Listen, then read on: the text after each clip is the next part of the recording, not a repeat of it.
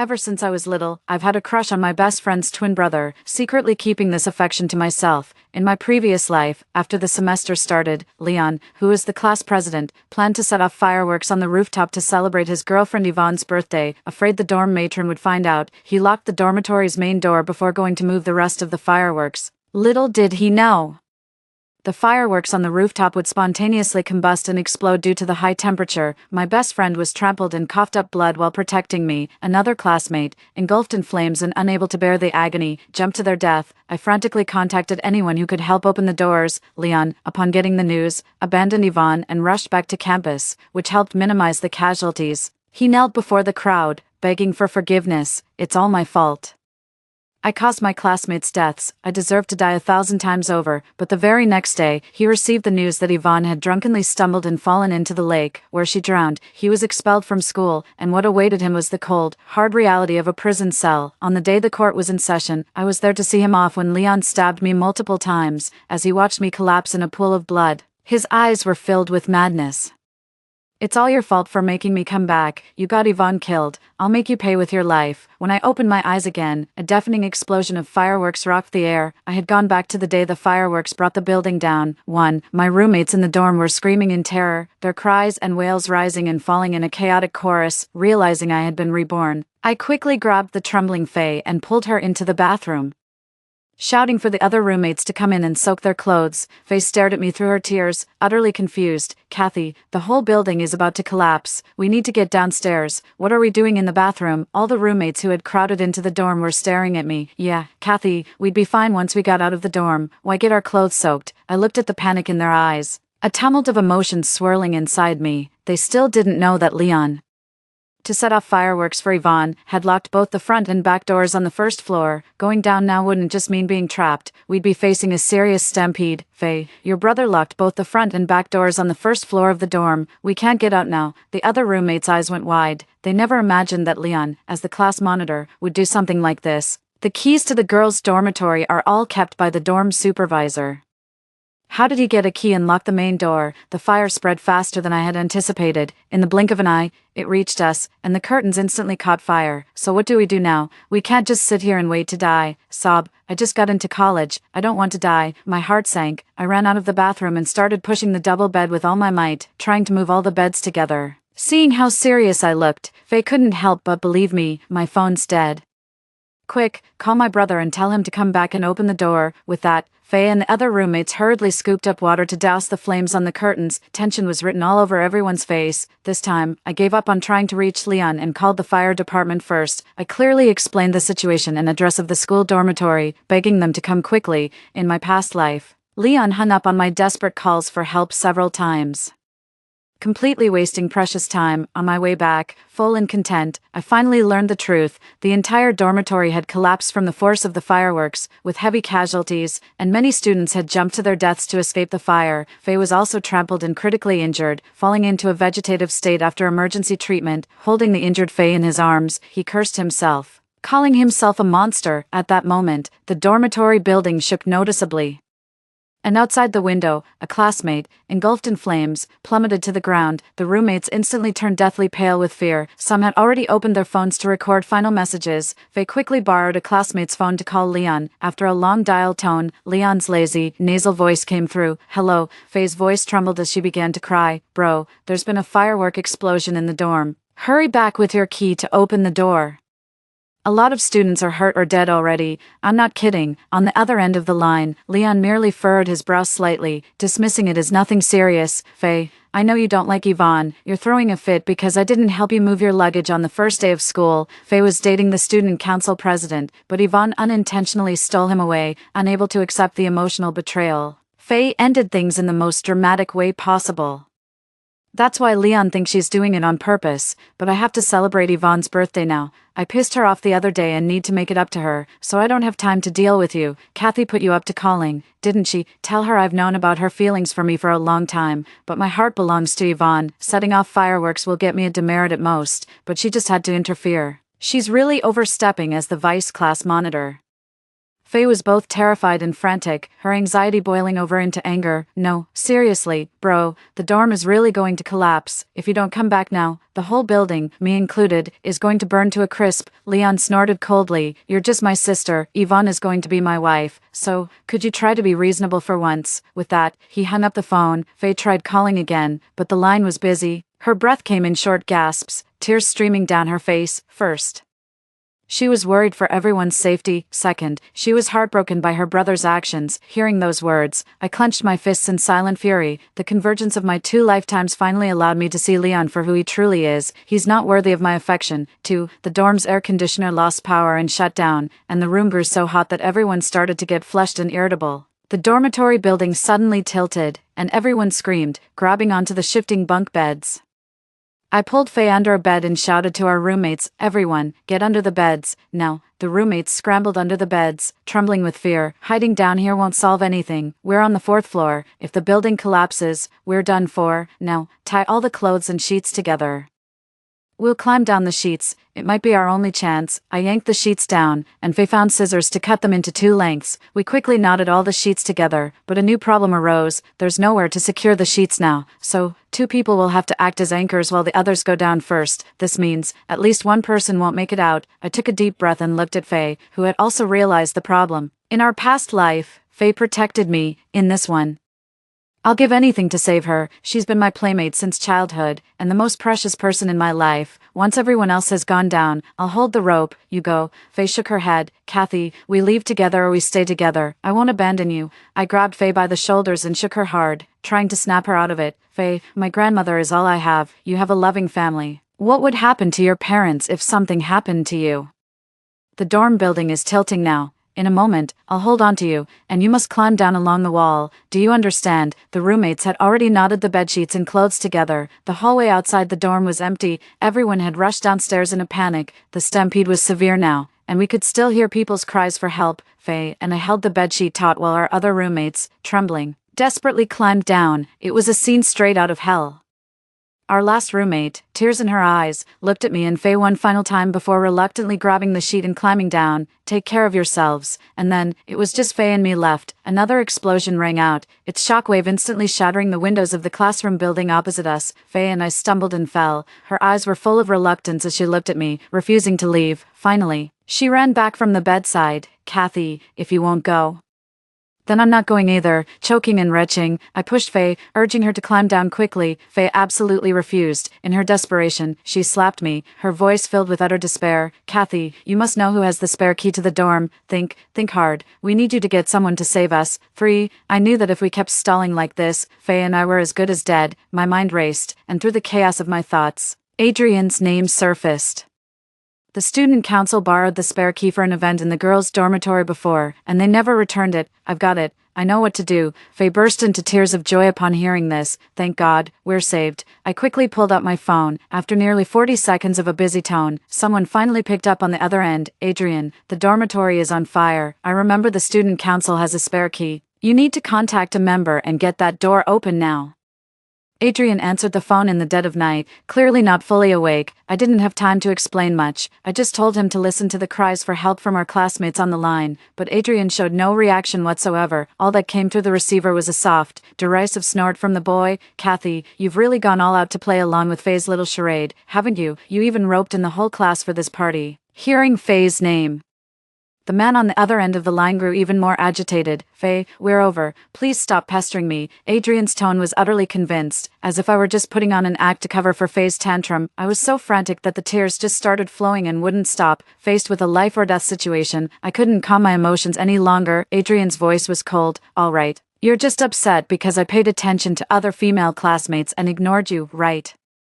Your little stunt to get my attention is really pathetic. Faye urgently snatched the phone. This isn't a prank. As those words hung in the air, another student, engulfed in flames, leapt from the window. She clutched her phone, her body slick with sweat. Please, save us. Please, hurry, get the key and unlock the main door on the 1st floor. Save everyone. Adrian, having lost all patience from her shouting, immediately started yelling back. Faye, if Leon hadn't called me ahead of time, I would have totally fallen for your lie. You actually made up a story about the dorm building being blown up by fireworks to trick me. Let me tell you, it's very late now. Don't disturb my rest. Fuming inside, I quickly switched the call to video and pointed the camera downstairs for Adrian to see. Look, the people who fell to their deaths downstairs are all students from our school. I've already called the fire department, but it's an emergency and you're the only one I can reach.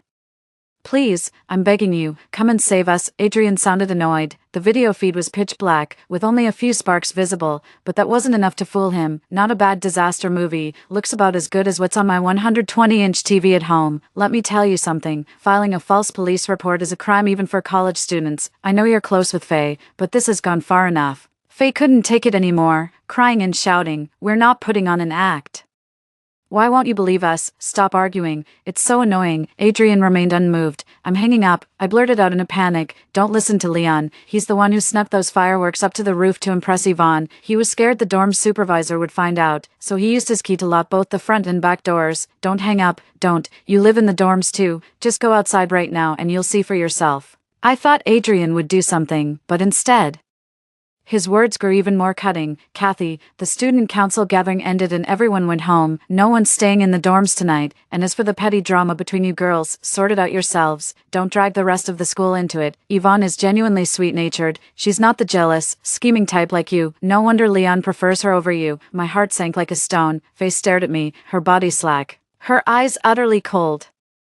No wonder Adrian didn't hear the huge explosion in the dormitory building. He's not at school. I comforted Faye, saying, "Don't be afraid, we'll figure something out." I continued to plead with Adrian, "Then please call Leon off campus. He doesn't believe us at all. Just get him to come back and open the door. This is a matter of life and death." I wouldn't lie about it, for Adrian's finger hesitated, hovering over the button to end the call. He also knew I wasn't one to joke around, let alone lie about something as serious as the lives of all our classmates. Just then, a gentle voice came through the receiver. It was Adrian's mother. "Dear, it's so late. A classmate wouldn't disturb you unless it was important, and when it's a matter of life and death.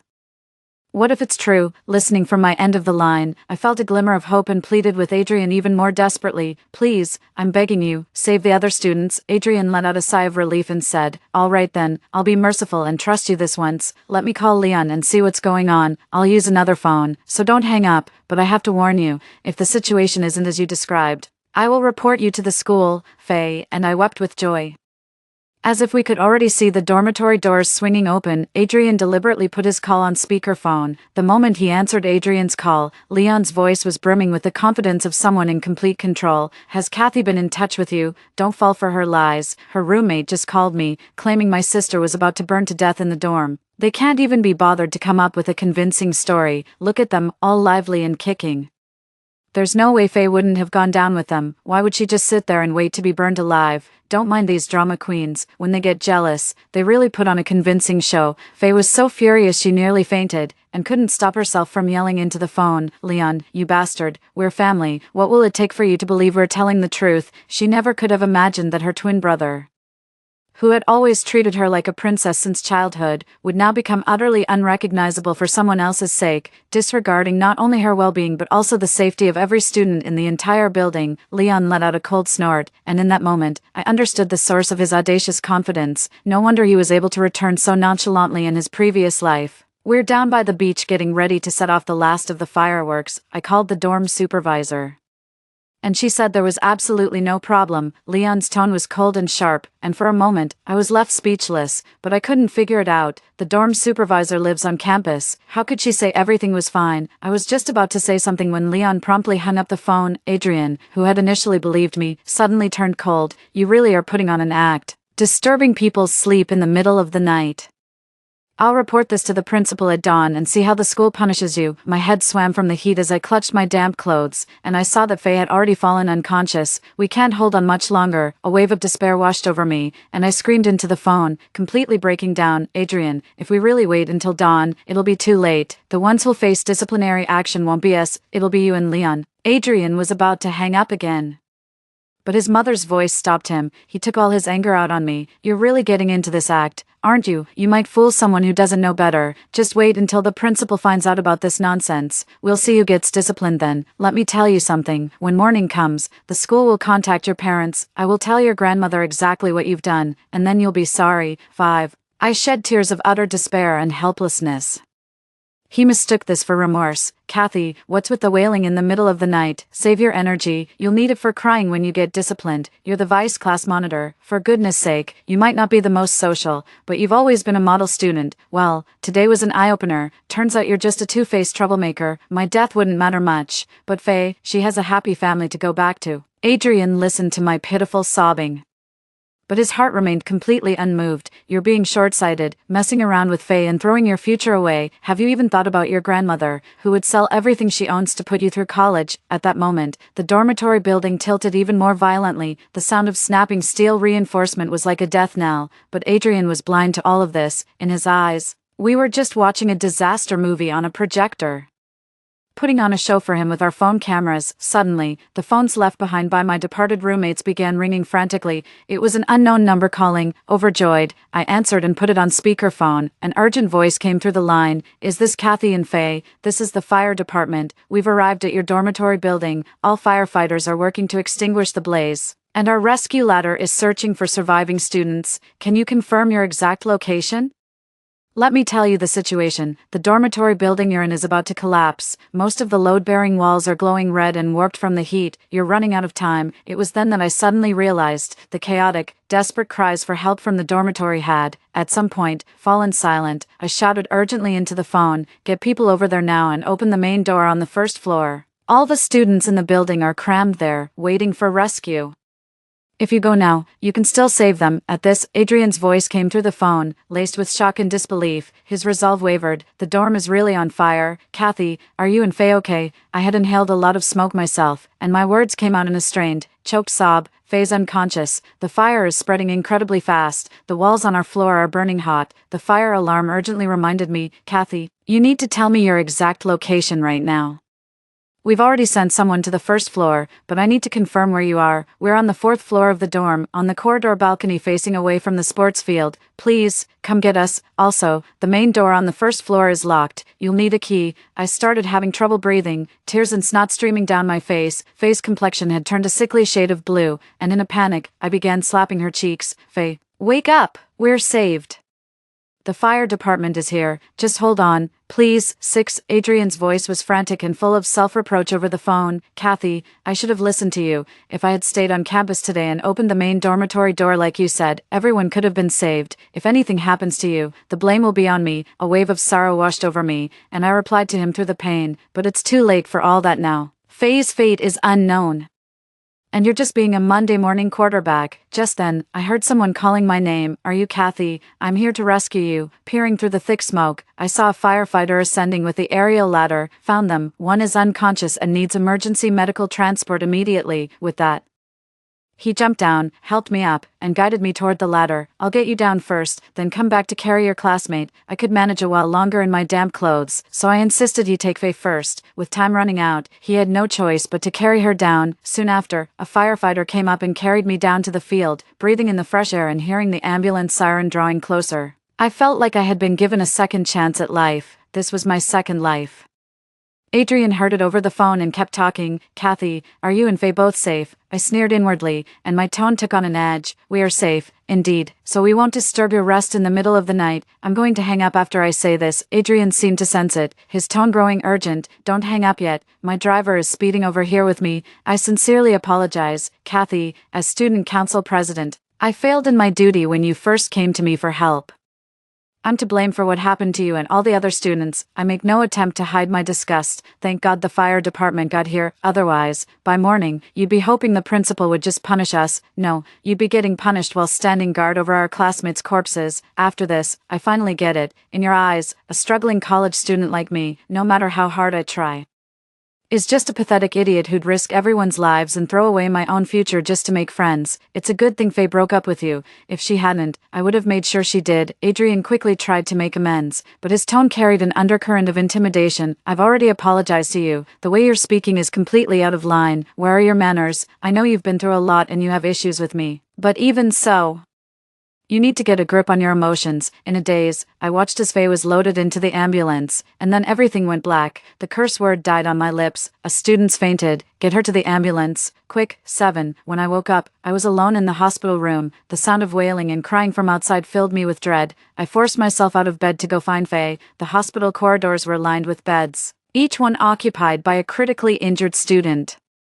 Their parents were wailing in despair. Kathy, you're awake. Adrian happened to come by, wanting to offer his condolences. What about Faye? How is she? I shot back with bitter sarcasm. Don't bother. If you had just believed us, Faye and all the other students wouldn't have been so badly hurt. He quickly stopped a nurse who was rushing by. Excuse me, how is a female student named Faye doing? The nurse's eyes were filled with pity. She was already unconscious from smoke inhalation when she arrived and is still in critical care. Most of the other students from your school who were brought in have been taken to the morgue. The survivors are either in surgery or still in a coma. Adrian's legs gave way beneath him, and his vision began to swim. I stood rooted to the spot, a bitter taste in my heart. In my past life, Faye became a vegetable after being trampled while saving me. Is this life destined to end the same way? Adrian completely lost his composure, trembling as he pulled out his phone to call Leon. The call connected once more, and I clearly heard Leon's nonchalant voice come through. Are my sister and Kathy causing trouble again? Man, don't you get dragged into their nonsense. Adrian's voice was trembling. Leon, something terrible has happened. I'm at the hospital right now. Your sister is in emergency surgery. Most of the students in the building were burned to death. Others tried to escape through the first floor and died in the stampede. The morgue, it's filled with our classmates' bodies. I shouldn't have called to check with you. I should have just taken the key and gone back to the dorm to see for myself. If I had, this tragedy would never have happened. Adrian's voice was thick with self-blame and guilt. Leon simply laughed. Look, man, I can see you're in cahoots with them. I'm not gonna argue with you anymore. The fireworks are over anyway.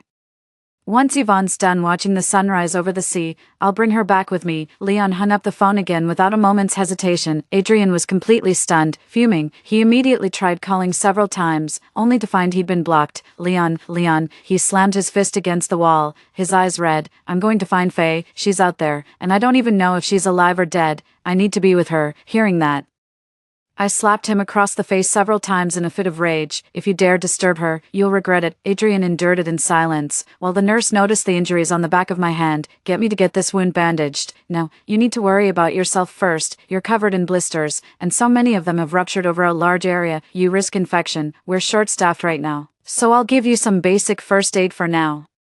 You'll need to come back for a proper checkup later. My thoughts were with Faye, and I struggled, refusing to cooperate. A numbness in my heart had left me completely unable to feel the pain. Adrian grabbed hold of me. I'll handle things with Faye. Listen to the doctor. Getting patched up won't take long. Come over once you're bandaged. My eyes were filled with utter despair. 8. After my wound was treated, I stumbled to the area outside Faye's emergency room and crouched down.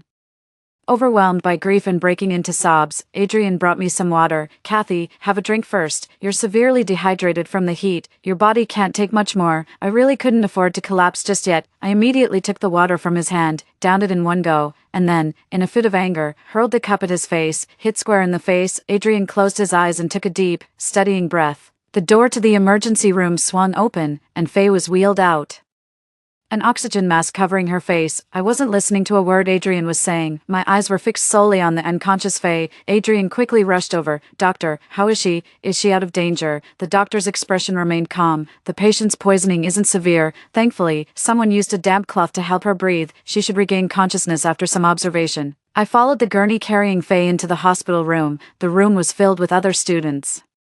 I watched the jagged line on the heart monitor and sobbed by Faye's bedside. In this life, Faye's fate had been altered. A wave of relief washed over me, only to be immediately replaced by a searing, all-over pain. Where the blisters had broken, it felt like my skin was on fire. Adrian was tending to the unconscious Faye, his expression one of deep tenderness. I'm going out to get some congee. I'll be back.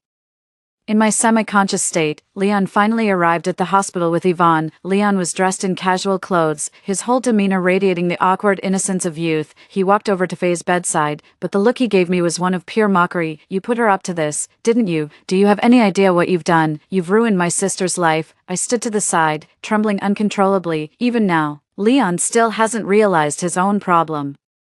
Yvonne nestled against Leon's chest, looking aggrieved, and spoke timidly. I tried to pull myself together and was about to get up. Leon rushed over, yanked me off the bed, and slapped me across the face. He had a murderous look in his eyes. Kathy, no matter how jealous you are of Yvonne, you can't just burn down the dormitory with my sister. You've killed so many of our classmates. How could you ever make up for that? 9. I was beaten until my head was spinning. I slapped him right back, twice.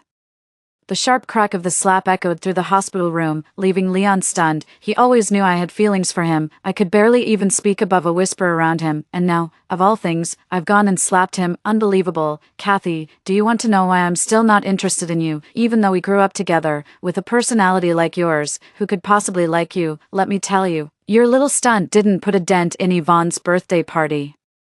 But it's going to land you in jail. You're going to prison for this. I couldn't help but laugh out loud. Listen up, Leon. I had nothing to do with what happened at the school. The dormitory explosion was caused by the fireworks you stashed on the roof. They ignited in the heat, and you're the one who locked the main door, trapping everyone inside. You caused this whole disaster. Leon froze at my scolding, lost in thought. Yvonne, however, quickly spoke up. Kathy, if you just admit that you and Faye were the ones who set the dorm on fire, Leon wouldn't dare do anything to you. But it's not right to pin the blame on Leon. If you did it, why can't you own up to it? I know that as a transfer student, my top grades have stolen your thunder, and I'm so pretty that every girl in school sees me as public enemy number 1. Is it a crime to be beautiful? Her confident declaration left me speechless. Leon held her tighter, his heart aching for her. Yvonne, don't let someone like that upset you. He wished he could die in her place, and hurriedly kissed away her tears. This is all my fault. I shouldn't have let Faye drag Kathy into this and upset you. When my sister wakes up, I'll make sure she apologizes to you properly. Yvonne nodded, like a child who had been placated. Leon turned to me. Kathy, right now, you need to apologize to Yvonne first. Back when guys at school talked trash about your family situation, I even stood up for you because you were Faye's friend, and this is how you repay me, stabbing my girlfriend in the back. You will get down on your knees and apologize to her right now. I pushed myself up from the sickbed and stared at Leon without a trace of fear. You want me to apologize to her? Who the hell do you think you are? Leon glared at me, his teeth clenched in fury. So you're throwing a tantrum because you can't have my affection? Don't forget who is always fawning over me, trailing behind me like a lost puppy. You're worlds apart from Yvonne. A country bumpkin like you could never be worthy of me. My sister really has no standards when it comes to friends. You've corrupted her completely. If I'd known it would come to this, I should have hired some thugs to finish you off. You menace. A wave of horror washed over me, and I was once again stunned by Leon's sheer audacity. Leon, the Public Security Bureau has already opened a case file. You won't get another chance to lay a finger on me. I pointed at the classmates behind me and said, you'd better start thinking about how you're going to face the innocent classmates who died because of you. 1,000 deaths wouldn't be enough for you. 10. Leon's knuckles cracked as he clenched his fists, looking like he wanted to come at me. Adrian returned, with police officers following close behind him. After presenting their badges, they demanded that the suspect, Leon, be taken into custody for questioning. Leon, you need to come with us for questioning. Leon frowned, his intimidating aura vanishing in an instant. What? Wait, Kathy's the one who started the fire. Why are you arresting me? Panic filled his eyes as Yvonne, being a person of interest, was also taken into custody. You've got it all wrong. It was Kathy and my sister who set the dorm on fire. I had nothing to do with it. The police officer produced the initial fire incident report. This is the evidence of Leon's misdeeds. Only now did the reality begin to dawn on Leon. This whole incident started because of him. Output only translation, matching, content_type, format. He sensed a dark, heavy gaze from behind. Turning around, he saw all his classmates staring at him with pure loathing. It was caused by the spontaneous ignition of fireworks on the rooftop, which has already endangered public safety and the lives of others.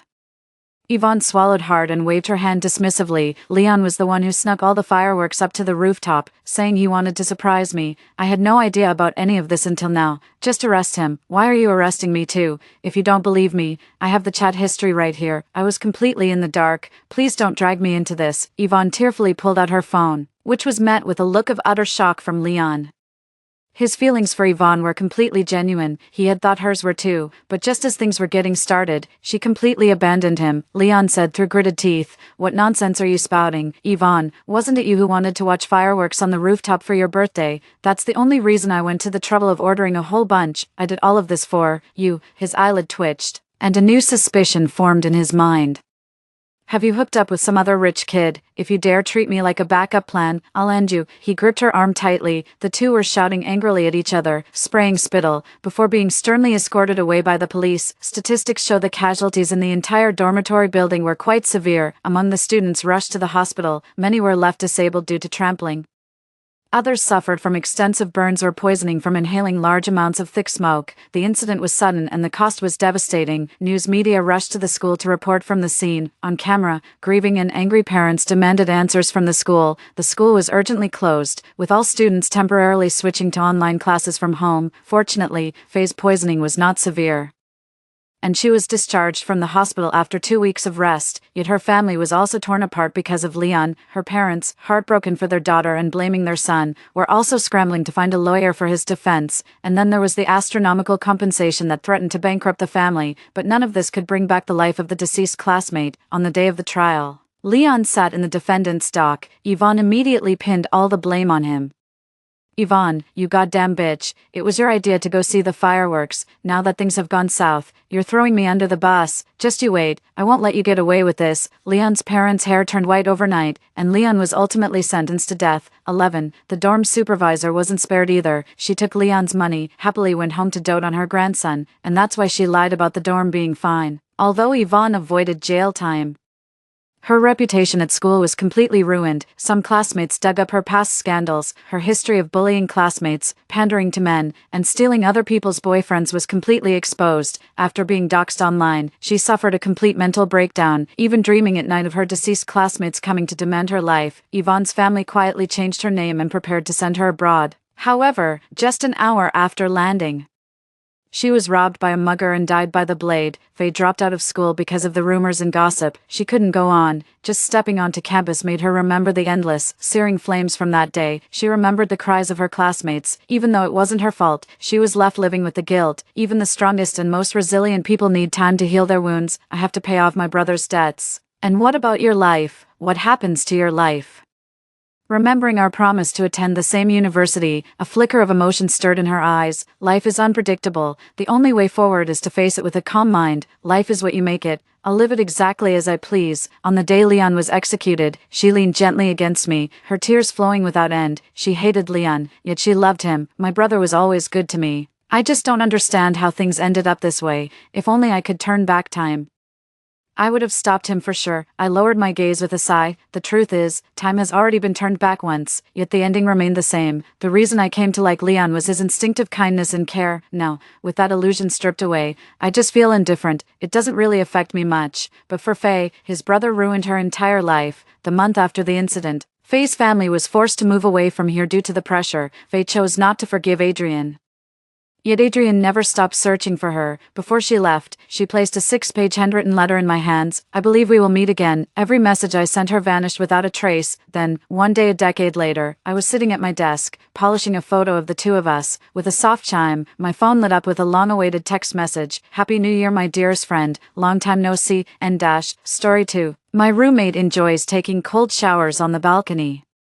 She claims it helps detoxify the body and brighten the skin. I advised her, a young woman should still protect her privacy. Not only did she ignore me, she doubled down and accused me of being jealous of her figure. Later, photos of her showering were posted online. Local thugs came to harass her, threatening to strip her clothes off. My roommate turned on me and pushed me forward, saying, it was her. She's the one who shamelessly showered on the balcony. I was dragged into the woods by the thugs and assaulted to death. When I opened my eyes again, I was back on the day my roommate was taking a cold shower. "Jane, could you grab the shower gel for me? It's on my desk. I'm in the shower. Not really convenient right now." On the balcony, my roommate Lily was taking a cold shower, her face basking in the sunlight streaming through the window. The dormitory building wasn't very tall, and with people constantly coming and going downstairs, you could easily catch a glimpse of her stunning view just by looking up, but Lily didn't mind at all. Instead of covering up, she swayed her body even more freely and uninhibitedly. She seemed all too eager to flaunt her figure in front of everyone. The building next door was full of boys, and some would even deliberately pass by our building just to get a few more glances at her. Watching Lily still shamelessly flaunting herself made me tremble with rage. I could hardly resist the urge to charge over and end her right then and there. The scene unfolding before my eyes was exactly the same as in my past life. I suppressed the fury burning inside me. It wasn't the right time to kill her yet. 1. Death would be too easy for her. I want to watch her reap what she sows. Only then will my anger be truly satisfied. So I kept a straight face and picked up a bottle of body wash from her desk. Oh, you love showering on the balcony? Then by all means, shower here to your heart's content. In her previous life, Lily came across an online post claiming that sunbathing after a cold shower could help detoxify the body, brighten the skin, and even give a nice tan. She bought into it completely and started doing it right away. At first, she would just take a cold shower in the downstairs bathroom, then wrap herself in a towel and sunbathe on the balcony, which was understandable, but later, she found it too much hassle to shower and then sunbathe separately, so she actually installed a simple shower on the balcony and started bathing right there. She claimed this way she could shower and soak up the sun at the same time, saving time and maximizing the detox benefits. Truth be told, sunbathing itself is a perfectly normal thing to do. Our dorm is on the 3rd floor, and the balcony is completely transparent. Anyone passing by can look up and see right in, while others hang clothes on their balconies. She's out there sunbathing, worried she might catch the wrong kind of attention. I threw a towel over her and pulled her back inside. I gently warned her that showering on the balcony could expose her privacy, and if the wrong person saw, it could lead to serious trouble. Lily sneered dismissively, feeling not fear but a thrill from being watched. She snatched off the towel I gave her and snapped, "Why are you butting in? If they're looking, it's because I've got what it takes. It's the 21st century. Why are you freaking out over someone showering? Are you some relic from the Qing dynasty? So outdated. Sounds to me like you're just jealous of my figure." I was at a loss for words in response to her theory, so I had no choice but to let her continue showering on the balcony. Later, photos of her showering were posted on the campus confession wall. Although her face was pixelated, her private parts were captured clearly in the images. Students were buzzing with speculation, all trying to guess the identity of the girl in the photos. Some troublemaking guys started making lewd jokes, saying they'd buy a microscope to camp out under the dorm and get a closer look. In no time, the area under the dorm was swarming with guys from every department, along with some local troublemakers, seriously disrupting our daily lives. This sparked outrage among the female students, who collectively signed a petition in protest. Everyone in the school's main chat group was slamming her for being shameless, morally corrupt, and trying to seduce their boyfriends. Lily flew into a rage and lashed out at them in the group chat, saying they had average figures, plain looks, and no charm. Even if their boyfriends were stolen, they deserved it. This extreme rant was screenshotted and posted on platforms like Tiba and Douyin. The incident gained more and more traction, even making it to the hot search, and public opinion grew increasingly intense. Netizens began cyberbullying Lily. Female students at the school formed an anti-porn squad and started publicly condemning her. They threatened to strip the person in the photo naked if they identified her, before the squad could find her.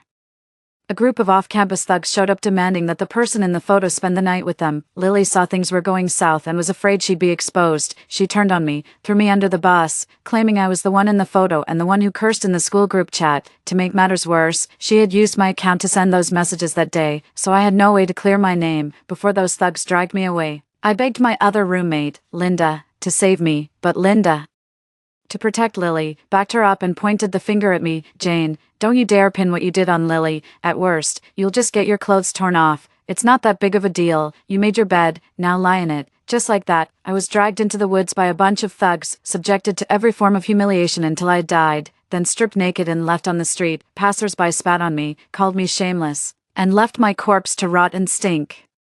Yet Lily emerged completely unscathed. She even posted an apology on my behalf, claiming she'd tried to reason with me many times, but I refused to change. The comment section was full of people feeling sorry for her and hurling insults at me. Thanks to this incident, she skyrocketed to fame as an influencer with millions of followers, landing endorsement deals left and right. Meanwhile, I was left stranded on the street, abandoned and forgotten. Fortunately, fate smiled upon me and gave me a second chance. This time, I will make sure Lily and Linda pay the price. "Jane, what are you doing? Hurry up and bring it over here." Seeing that I hadn't moved for a while, Lily was getting impatient. That's when I finally snapped out of it. Looking at the flustered Lily, I gave a slight smile and handed her the shower gel. "Here you go, no need to rush. Didn't you say the longer you wash, the better the tan? Take your time, a more even tan will look prettier." Lily immediately took it and started applying it on herself. As she smoothed it on, she asked me, "Jane, do you think I've changed lately? Has my skin improved?" I glanced downstairs. The morning class had just ended, and the place was packed with people, so I nodded in agreement and said, "Absolutely, sunbathing right after a shower helps detoxify and firm up your skin. You were already beautiful, but now you're even more stunning. Your skin is so smooth and soft, just like in my past life." The area downstairs is already packed with people. Lily really appreciated my compliments and got even more enthusiastic as she kept washing. I could clearly see that someone in the building across was already holding up their phone, ready to take sneaky photos. In the photos of Lily that were exposed in my past life, her face was pixelated, which made it impossible for me to refute her false accusations. This time I played it smart. I called out her name just as she stood up. "Lily.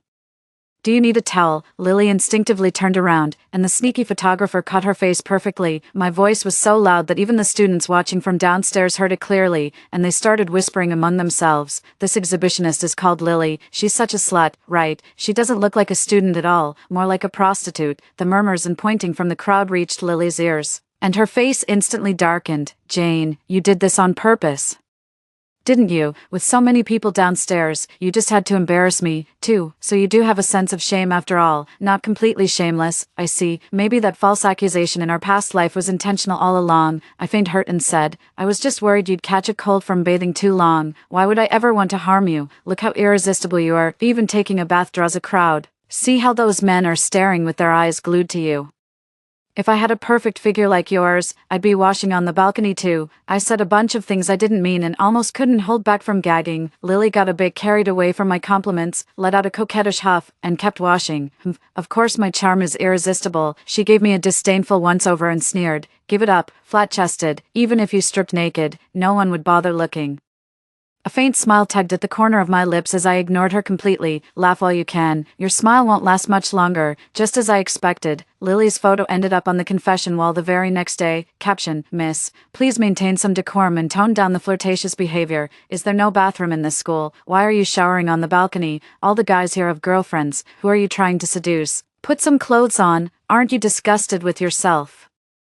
I zoomed in on that picture, and Lily was crouching down, but just like in the previous life, her face was still pixelated. Soon, this post caused a huge stir in the school's main group chat. Many people even dug up Lily's name, claiming they'd heard about her in the dormitory. The female students were adamant, calling her behavior indecent and morally corrupt. Meanwhile, many men were just stirring the pot, egging Lily on to keep exposing herself and even openly offering to send her money.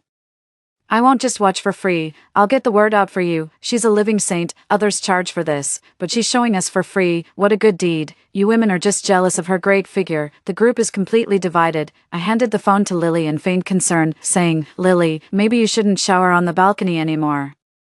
Your skin has improved a lot, and you look prettier too, but if this keeps up, it'll create a bad impression. People are going to talk. Why not go shower downstairs and come back to sunbathe? It's just the same anyway." Seeing the abusive messages in the group chat, Lily got so angry she threw my phone on the floor and threw a fit right there in the dorm. What a bunch of jealous witches. They're just ugly and bitter because I'm prettier than them. They can't stand anyone doing better.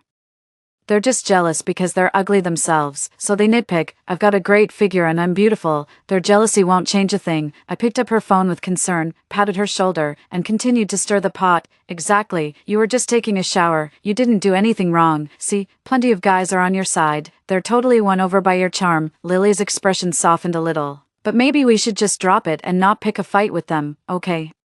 She took the bait and got all worked up, stomping her feet in defiance. "Why should I let it go? I did nothing wrong. They're the ones who started it." As she said this, she snatched my phone, ready to fire back at them. I had set a passcode earlier, so no matter how hard she tried, she couldn't unlock it. What a piece of junk this phone is. I quickly snatched my phone back before she could take advantage of me again. I'd be a total sucker if I let that happen. When she realized I wasn't giving her the phone, she immediately went to complain to Linda. "Linda, look at her. This is just too much. She didn't back me up in the group chat even though I was getting torn apart, and now she won't even lend me her phone. If I weren't kicked out of the group chat, I would have given them a piece of my mind myself." As she spoke, Lily put on a pitiful expression, tears welling up in the corners of her eyes, which absolutely broke Linda's heart. Linda was both the dorm monitor and the head of the student union's arts department. She had a bit of authority and loved bossing people around. All I did was refuse to grab her some food, and she held a grudge against me. She and Lily became thick as thieves, acting like sisters. Every time there's an award or recognition, it goes to Lily first. She even bought a shower head when Lily wanted to bathe on the balcony, as expected. Linda still took Lily's side. Jane, we're all classmates. What's the big deal about lending your phone to Lily? If you won't stick up for her, fine, but putting a password on it, what's that supposed to mean? I let out a cold laugh, shot her a glance, snatched her phone and handed it to Lily. Since you two are so close, why don't you lend her your phone? Lily, Linda's in the group too. You can use her phone to curse them out. Same difference. I've got your back. Go tear them apart and show them what you're made of. Linda's composure cracked for a second, but there was no way to snatch the phone back now. She just stood there awkwardly. Lily's eyes lit up at my words, itching to jump into the fray. She immediately grabbed her phone and started slinging insults in the group chat. She went on a spree, relentlessly at every girl who had sent messages in the group. Why so sensitive? If you're getting on in years, maybe stop causing a scene and go get some cosmetic procedures instead. If you can't keep your boyfriend in check, it just shows you're unattractive and have no charm. Even if you get dumped, you had it coming. You're just jealous. Even if you stripped naked, no one would give you a second glance. You'd have to pay people to look at you. Lily's passive-aggressive outburst might have made her feel better, but it set the whole school group chat on fire.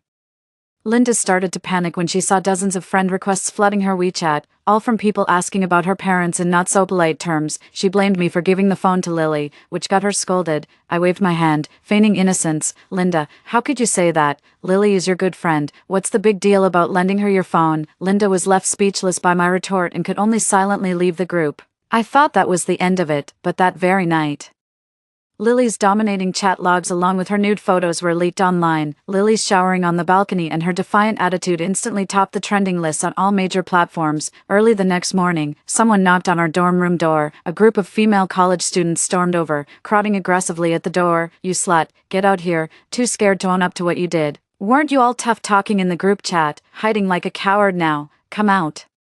We're gonna skin you alive. Startled by the commotion, Lily turned pale as a ghost. I sat on the bed, a faint smirk curling at the corner of my lips. This time, I won't be taking the fall for you, Lily. You're on your own, Lily. It sounds like they're looking for you, I said, stretching lazily and feigning confusion. Maybe something's up. You'd better go see what they want. As I said that, I gave Lily a nudge, which made her tremble all over. She fussed and burrowed into Linda's arms. Lily is all bark and no bite, talks a big game but clams up when things get real. 3. Jane, I'm scared. Maybe you should go check it out. Just like in my past life, she's trying to pin the blame on me again. I shook my head and looked at her with a wry smile. Not a good idea, considering I wasn't the one showering on the balcony, nor was I the one cursing in the group chat. Weren't you fearless? Summon that courage you had when you were cursing last night and go confront them. Provoked by my sarcastic remarks, Lily's face flushed bright red as she clenched her fists in secret. Linda flew into a rage and lashed out at me without even hearing my side. Lily, we're all in the same dorm. How could you say that about her? You're older than her. For goodness sake, how can you be so selfish? She's young and doesn't know any better. What if those people outside take advantage of her? I was so angry I had to laugh. I've never seen someone so shameless. This time I didn't hold back and fired right back. She's younger. She's only 2 days younger than me. What? Is she the only one who can get bullied? Besides, did I tell her to shower on the balcony? Did I tell her to curse people out in the group chat? By that logic, you're the oldest and the dorm monitor. Shouldn't you be the one to answer the door? Linda the do-gooder was left speechless by my retort and could only yell at me, calling me selfish and heartless. No matter how much she screamed, I just sat there without moving an inch. The mob outside was aggressive. Whoever opened the door would get beaten first. As the people outside started banging on the door, Linda shot me a furious glare before reluctantly rushing to open it. The moment the door opened, a group of female college students rushed in and slapped Linda across the face several times. I could feel the pain just watching from the side. So you're the one they call Lily. How shameless. Look at yourself. How dare you insult us? Who do you think you are? Enjoying showering on the balcony. Ha, you shameless vixen. Today's the day you become famous. A crowd whipped out their phones and started filming Linda, hurling a torrent of vicious insults that left her utterly stunned. By the time she snapped out of it, her face was already swollen like a balloon, fuming with rage. She shoved the crowd back and yelled, "What the hell are you doing? This is illegal. I'll call the cops and have every last one of you arrested." The students were fearless and didn't bat an eye at the sound of the alarm. The girl leading the group pulled up the chat history on her phone. "We're from the Student Discipline Committee, here to catch this shameless troublemaker. She's ruining the school's reputation. Want to see who started this." Even if the police show up, we're not scared.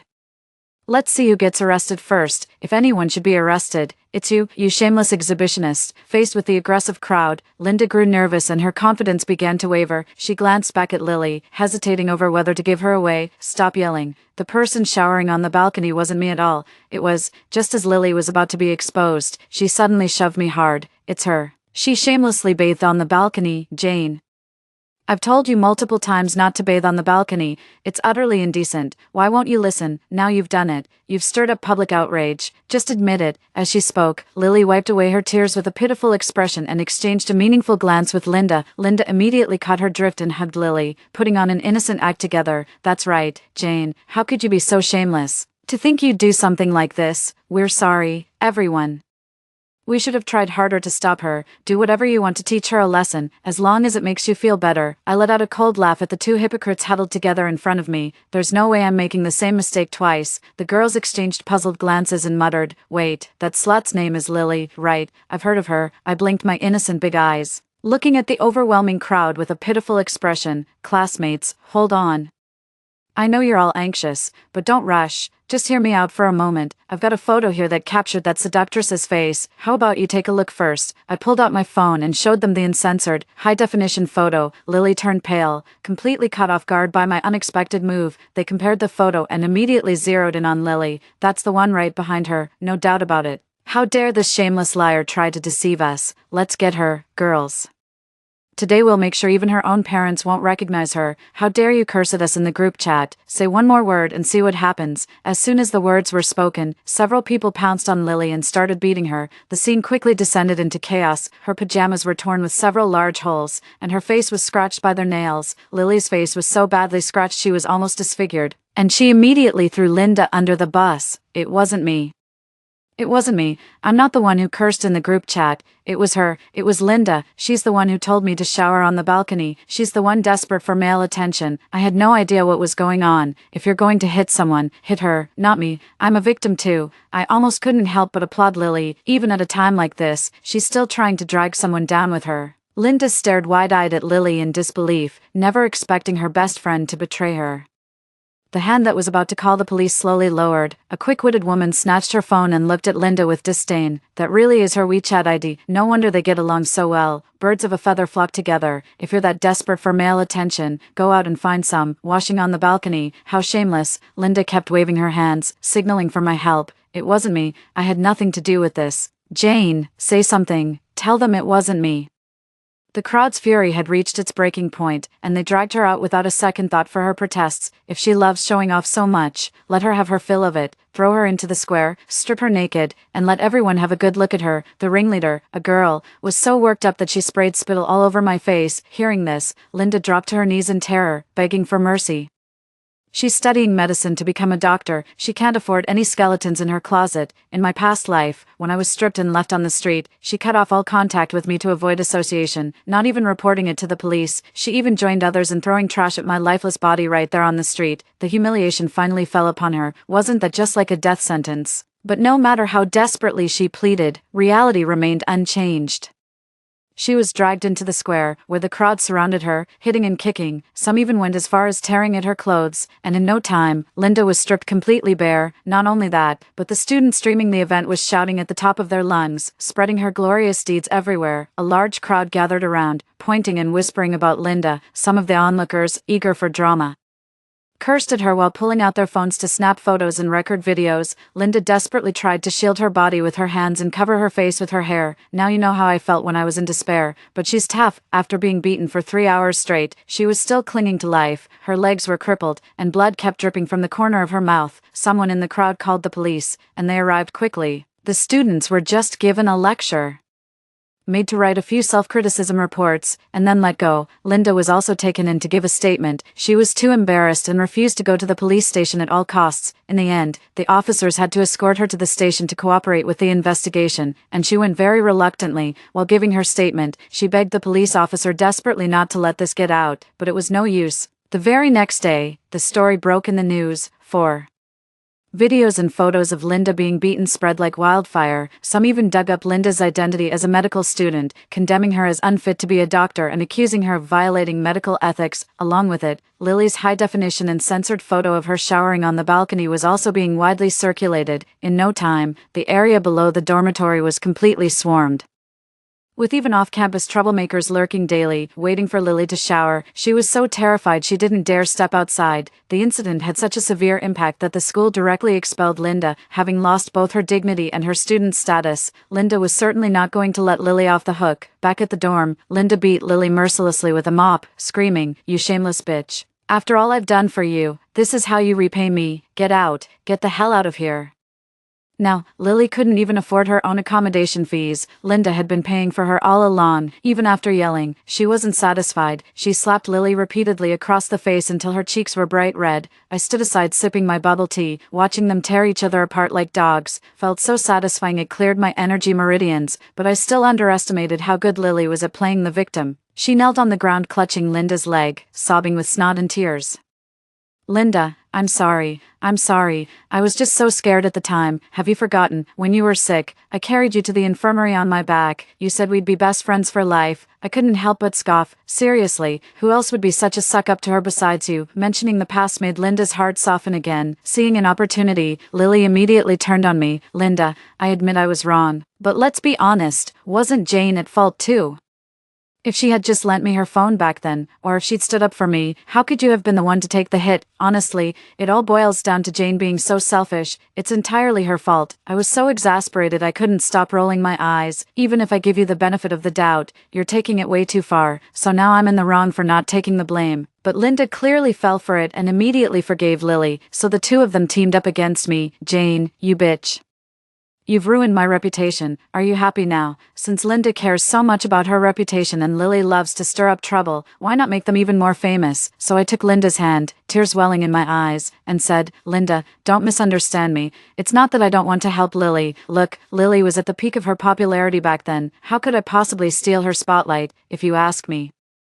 Lily might as well keep showering on the balcony and start a live stream to earn some cash. Anyway, those troublemakers have already been warned by the school and won't dare cause more trouble. You guys better seize this massive wave of attention." Linda lost her student status and is now scrambling to figure out how to make a living. With my smooth talk, both Lily and Linda were taken aback and clearly bought into what I said. Lily hesitated, glanced again at the man waiting downstairs, and felt a bit tempted. "Jane, is this really going to work? Look at those guys downstairs. They'd love to tear me apart. If I go live, their girlfriends would roast me to death." I could see she was itching to jump in, so I egged her on. "Even when opportunity knocks, you can't seize it. With this whole controversy blowing up, the more hate you get online, the more you should stand your ground and not cave to public pressure. Any publicity is good publicity, if you're not up for it.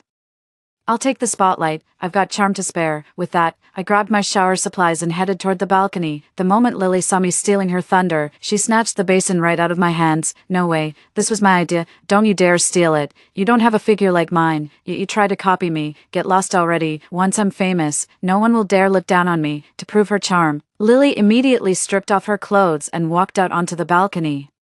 If her previous balcony bathing was suggestive, now it was outright seduction. The men watching from below were utterly captivated, some even whistling and applauding. Others used binoculars, determined not to miss a single detail. Lily, buoyed by their lavish praise, regained her confidence and began bathing with body wash, humming cheerfully as she thoroughly enjoyed herself. Linda also helped her register her own live stream account, naming it Lily Who Loves Bathing. The number of viewers in the live stream instantly surged to over 100,000, with gifts pouring in like a flowing stream, but countless people were also hurling insults at her. Yet, blinded by greed, she didn't take any of it seriously. Linda also helped her plan the live streaming strategy, saying that if viewers gifted a certain amount, they would receive exclusive benefits. From that day on, Lily attracted viewers by showering on the balcony during the day and made money through suggestive live streams in her dorm at night. She was secretly filmed more and more often, and her income kept skyrocketing. In just 2 weeks, she had already amassed over 800,000 followers. Even Linda couldn't resist feeling tempted. She's actually quite attractive with a killer figure, but as a med student, she never dared to wear anything revealing. Now that she's been expelled and lost all dignity anyway, she might as well throw caution to the wind. I could see the desire in Linda's eyes and encouraged her to let loose. "Linda, you're so gorgeous. You're bound to be a hit. Go for it. I'm sure you'll blow up just like Lily did. Taking my words to heart, Linda threw caution to the wind and did a striptease live on stream, skyrocketing to fame overnight. She quickly gained a massive following. After all, there's no accounting for taste. Different strokes for different folks.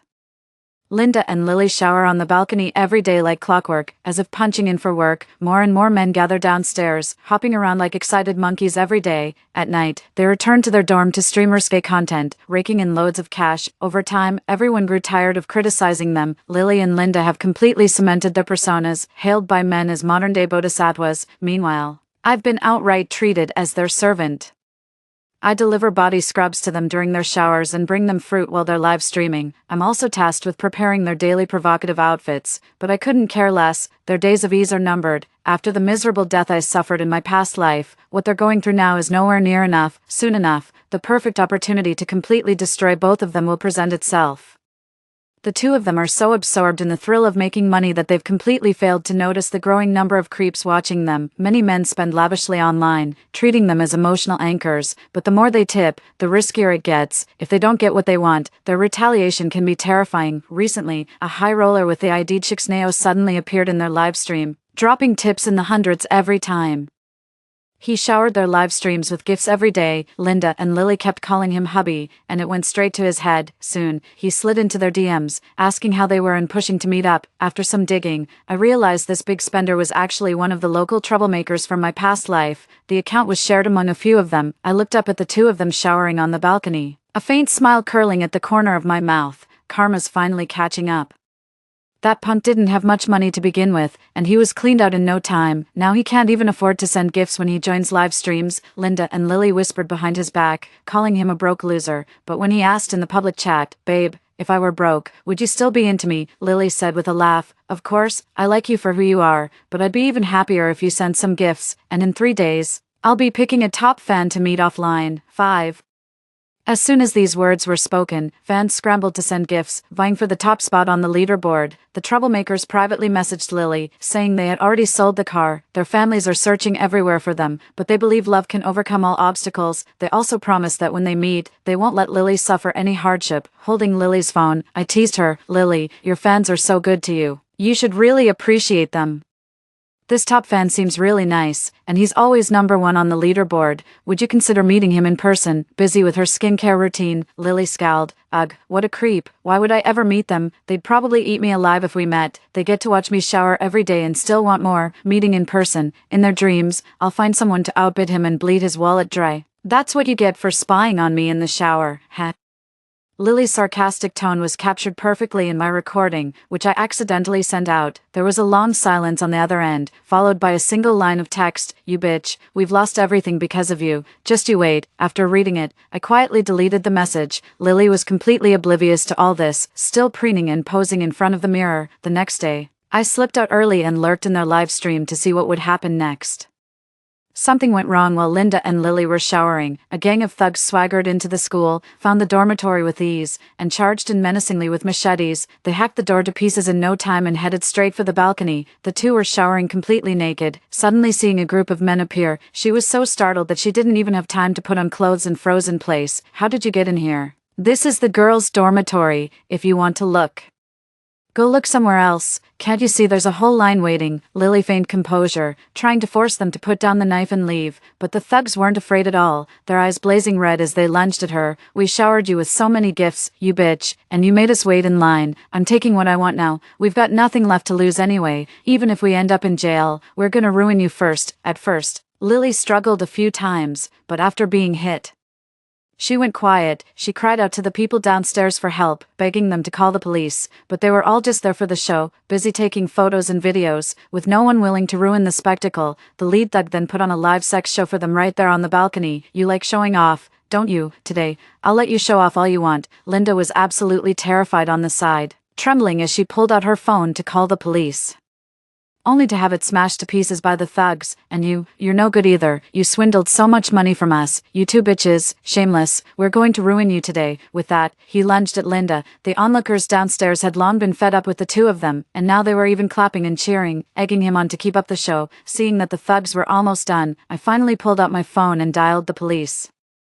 Just as the thugs were about to pull out their knives, the police finally arrived. The whole group was arrested. Linda and Lily screamed for the police to sentence them to death, cursing them as scumbags. In the end, the police handcuffed and took both of them away. Yes, I was the one who stepped forward and reported them. I reported Lily and Linda for spreading pornography, which has a negative impact on the public. Officer, I have evidence. I can testify. They've been doing this for a while and show no remorse. I hope you can teach them a lesson and help them turn over a new leaf. Lily and Linda were completely stunned by what I did. I pulled out all the exclusive content they posted in the fan group, along with the photos and videos of them showering on the balcony. As Lily and Linda were being taken away, they kept cursing nonstop. They called me selfish and said I deserved to die a miserable death. But I've already died once. What more is there to fear? In the end, the thugs were sentenced to 8 years in prison. Linda and Lily also face serious charges, receiving a 5-year sentence. The school finally returned to calm, though their explosive story continued to circulate online. I moved to another city for grad school. Scrolling through my phone while lounging in a deck chair under the sun, a news headline caught my attention. The deranged woman who bathed on a balcony went missing during her prison escape. Her body was found in the woods. I clicked into the article and found that after being arrested, these two were still restless, plotting to resume live streaming for money. During an outing, they knocked out the guard and escaped. On the run, they encountered their obsessive fan, who dragged them into a small grove and ended their lives with a sharp blade. It's oddly similar to how my previous life ended. I casually scrolled past that message and continued reading. Gotta say, the sun feels surprisingly pleasant on the skin. The end. Story 2. Downstairs, the howls of zombies filled the air, while inside, my mother and I were tied together, watching helplessly as our so-called friends rummaged through all our stored food, their faces full of disdain. That's all there is. It might last a month or two, right? Bringing these two along. It wouldn't even last a month. Freya glanced at her burly boyfriend, who, understanding the cue, walked over with a knife in hand. They were going to kill us. Esther, I forgot to tell you, we didn't really have much food at home either. We survived for just over a month by killing those in the building who wasted food, said Freya. In the early hours, I woke from a nightmare, the pain of being sliced by a knife still seeming real. But when I opened my eyes, the ruthless couple was not there. Suddenly remembering something, I quickly grabbed my phone to check the date. It was the 9th of the month, 15 days before the apocalypse began. I couldn't believe I had been reborn. I ran to my mother's bedroom like a madwoman and hugged her tightly. Startled awake, my mother was shocked and asked, Esther, what's wrong? Did something happen? I hurriedly reassured her. It's nothing, just a bad dream. As I spoke, I started crying. After the apocalypse broke out, our family lived relatively comfortably, all thanks to my mother who had suffered so much in her life. Her former husband, my father, was a gambler who not only accumulated a mountain of debt but was also violent. After my mother divorced him, taking me and my brother with her, loan sharks relentlessly pursued us, stuffing locks, banging on our door in the middle of the night, and throwing dead cats and dogs into our house, forcing us to move repeatedly. Because of these experiences, my mother became almost neurotically obsessed with security. We lived on the top floor, the 24th, with explosion-proof glass and security doors, and our home was even lined with costly soundproofing material. My mother also had a habit of stockpiling food, initially just to fend off debt collectors, but these measures helped us survive the zombie-infested world for quite some time, until I foolishly let Freya in. I cried so hard that it made my mother both amused and deeply sympathetic. You're too old to be scared by a dream. It must be the stress from work. You should take some time off. I nodded. Yes, I should take a break and prepare for the apocalypse. Returning from my mother's room, I began to make a list of supplies we needed to gather and decided to message my brother, Damien, to call me back when he woke up. But Damien called me back immediately. Listen to me, he said. Brother, listen to me. I replied. We both started speaking at the same time, and after a brief silence, we both said, the apocalypse is coming. Damien had also been reborn. Maybe it was because we were twins. I didn't know. According to him, he didn't make it home before being reborn and had to hide in his apartment. Being a homebody, his neighbors knew he had food supplies. Within days of the apocalypse, property managers and some thugs broke in, stole his food, and threw him into a horde of zombies. Hearing about my ordeal, he couldn't help but jump up and down with anger over the phone. Sis, remember we can only take care of ourselves first. Having learned my lesson the hard way, I knew this all too well. Let's not talk about this now. Hurry back, and we'll stock up together. It's much safer at home. Our door had withstood 6 zombie attacks without breaking. I'll come back tomorrow. I'll transfer some money for you to buy supplies. But remember, don't let anyone see you. Or you'll end up like me, I agreed and started planning how to smuggle the supplies. The next day, sitting in front of my mother, I knew she would never believe the truth about zombies and the apocalypse, especially since there were no news reports about zombies yet, but I could spin it another way. I made up a story that I had offended someone at work, someone with unclean methods, and I feared retaliation. The company had given me a leave of absence, so I had time to prepare. We need to buy some supplies and lay low at home. Upon hearing the word retaliation, my mother immediately tensed up. Do we need to go out? We have plenty of supplies at home. We can just stay inside. As she spoke, she started pulling me to check on our home supplies. I knew very well that we had plenty, having been initially shocked by the amount of food my mother had hoarded at the start of the apocalypse. But it still wasn't enough for what was coming. There was another issue, though, Mom. Do our neighbors know how much food we've stored? My mother paused. Ever since you taught me how to shop online, I've had everything delivered. As for the neighbors, a shiver ran down my spine as I remembered Damien's situation. It seemed wise to be wary of everyone, including our property management. After all, wasn't it the property manager who had unlocked my brother's door? Mom, I don't think it's safe enough. Starting tonight, let's not turn on the lights. Let them think no one is home. This tactic was actually something my mother had taught me before when loan sharks had bribed our neighbors to monitor us, forcing us to learn how to cope. My mother agreed. Much to my relief, I had to go to the office to request some time off today, but that was secondary. The main goal was to throw Freya off track, to ensure she wouldn't bother us after the apocalypse. Before leaving, I made a point to stop by the property management office, pretending to pay the management fee in advance and casually mentioning that we would be moving to my brother's place soon and planning to rent out our apartment. I also took the opportunity to request a universal elevator keycard under the guise of needing it for renovations. The property management suggested I make a note in the residents group, which was exactly what I wanted. I knew that when the apocalypse hit, they would be taking inventory of everyone's supplies. The best strategy then would be to quietly blend into the crowd, unnoticed and uninvolved. It's not just the zombies that are terrifying in an apocalypse, but also the human heart. However, I remembered something else. I mentioned to the property management that I had seen someone with a knife in Building 11 where Freya lived, and also a muscular man loitering around, which seemed a bit dangerous. It might be good to alert the residents. I wasn't sure how effective my words would be, but preventing a scenario where Freya and her boyfriend could wipe out an entire building seemed like a good idea. On the other hand, I didn't want this couple to survive the apocalypse too comfortably for a month. Walking on the street, I saw a notice from the property management. It didn't mention me, but it did remind residents of that building to be cautious. And I saw one resident talking about upgrading their security door. I was very pleased, as expected. I ran into Freya at the office and repeated what I had said at the property management office. Freya took it at face value, even feigning regret that we couldn't live in the same neighborhood anymore. I felt both disgusted and chilled. Leaving the office, I took a deep breath. It was time to start stocking up big time. I had bought a house, and with my savings running low, I pooled together about 400,000 with my brother's money, for a brother and sister who had been working for 5 years. It would be shameful not to have saved up some money, but before all that, I needed to ensure we were prepared for the apocalypse in terms of energy. We had solar panels at home, and since our community was on the edge of an unfinished university town, the area wasn't thriving. And we had experienced some utility interruptions initially. To ensure a stable power supply and save on future electricity bills, I had installed additional solar panels on the rooftop. Since our home essentially ran on electricity, I immediately ordered several large storage batteries and a treadmill generator, all to be delivered by the next day to the 19th floor hallway, since I usually came home late. After dark, I was certain that only floors 2, 3, 4, 6, 10, 14, and 15 were occupied. The occupancy rate here was quite low before the university town and infrastructure were fully developed. I also ordered consumables like toilet paper, sanitary pads, heating pads, and cooling patches, starting with base quantities of 400, and water. We had many people in our household, so I ordered 700 barrels to start with. As for food, since I worked in the food industry, I'm well acquainted with the food wholesale business, for long-lasting food items like self-heating hot pots, instant rice, instant noodles, canned fruits, or meats. I opt to order them online. I purchase 100 boxes of each type and have them delivered to a fake address. For the rest, I head directly to the wholesale market, where the bulk of my purchases are grains and oils. I start with no less than 700 pounds of rice and flour. For boxed vegetables and fruits, which are prone to spoilage, I buy no more than 60 boxes of each type. However, for more durable items like pumpkins, winter melons, legumes, and radishes. I buy as much as possible. In addition, I've ordered a large amount of spices, and I'll pick up fresh meat and cured sausages tomorrow. Such a large transaction makes the store owner very happy to take my money. Seeing that I'm a new face, he hinted that he could offer a discount and hoped we would take care of each other's business in the future. I responded with a smile and agreed happily. The shopping spree felt like money flowing like water. Next,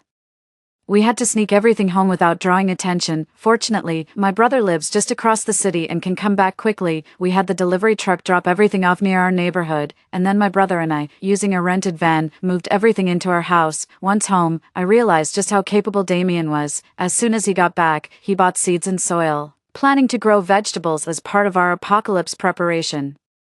He also told me he had discreetly disabled the cameras on the first floor and the elevator. I hadn't thought about this, and although it's unethical, it's very useful for our survival. The surveillance system in our building is already flawed. Last time it broke, it took a month to fix. Now, it probably won't be repaired before the apocalypse. I praised him for his ingenuity and promised to treat him to barbecue before the apocalypse, but the surprises didn't stop there. Damien also brought out his remaining savings, an impressively large sum that made me quite envious. He usually spends money on gaming, streaming, and buying equipment. I was surprised he had saved so much. However, I felt more relieved than anything. At least I didn't have to worry about his ability to support himself. Plus, now we had more funds for our apocalypse stockpile. I pulled out the list I had made and checked it with my brother to see what we were still missing. Our food reserves were essentially complete. I added privacy films for the windows to the list and decided to buy blackout curtains as well. Damien suggested buying double-layered curtains just in case, which I readily agreed to and added to our shopping plan. Damien would handle the purchase of self-defense items, while I focused on preparing the food. By splitting the tasks, we could prepare our supplies more quickly. At night, we kept our house lights off and the curtains tightly drawn, using only a dimly lit lamp for moving around, and locked up the room stuffed with the day's procurements. We made every effort to create the illusion that we weren't at home. On the second day, with 13 days left until the apocalypse, Damien and I left the house early in the morning. The security guard at the entrance barely glanced at us, choosing instead to continue sleeping at his desk. My brother and I split up.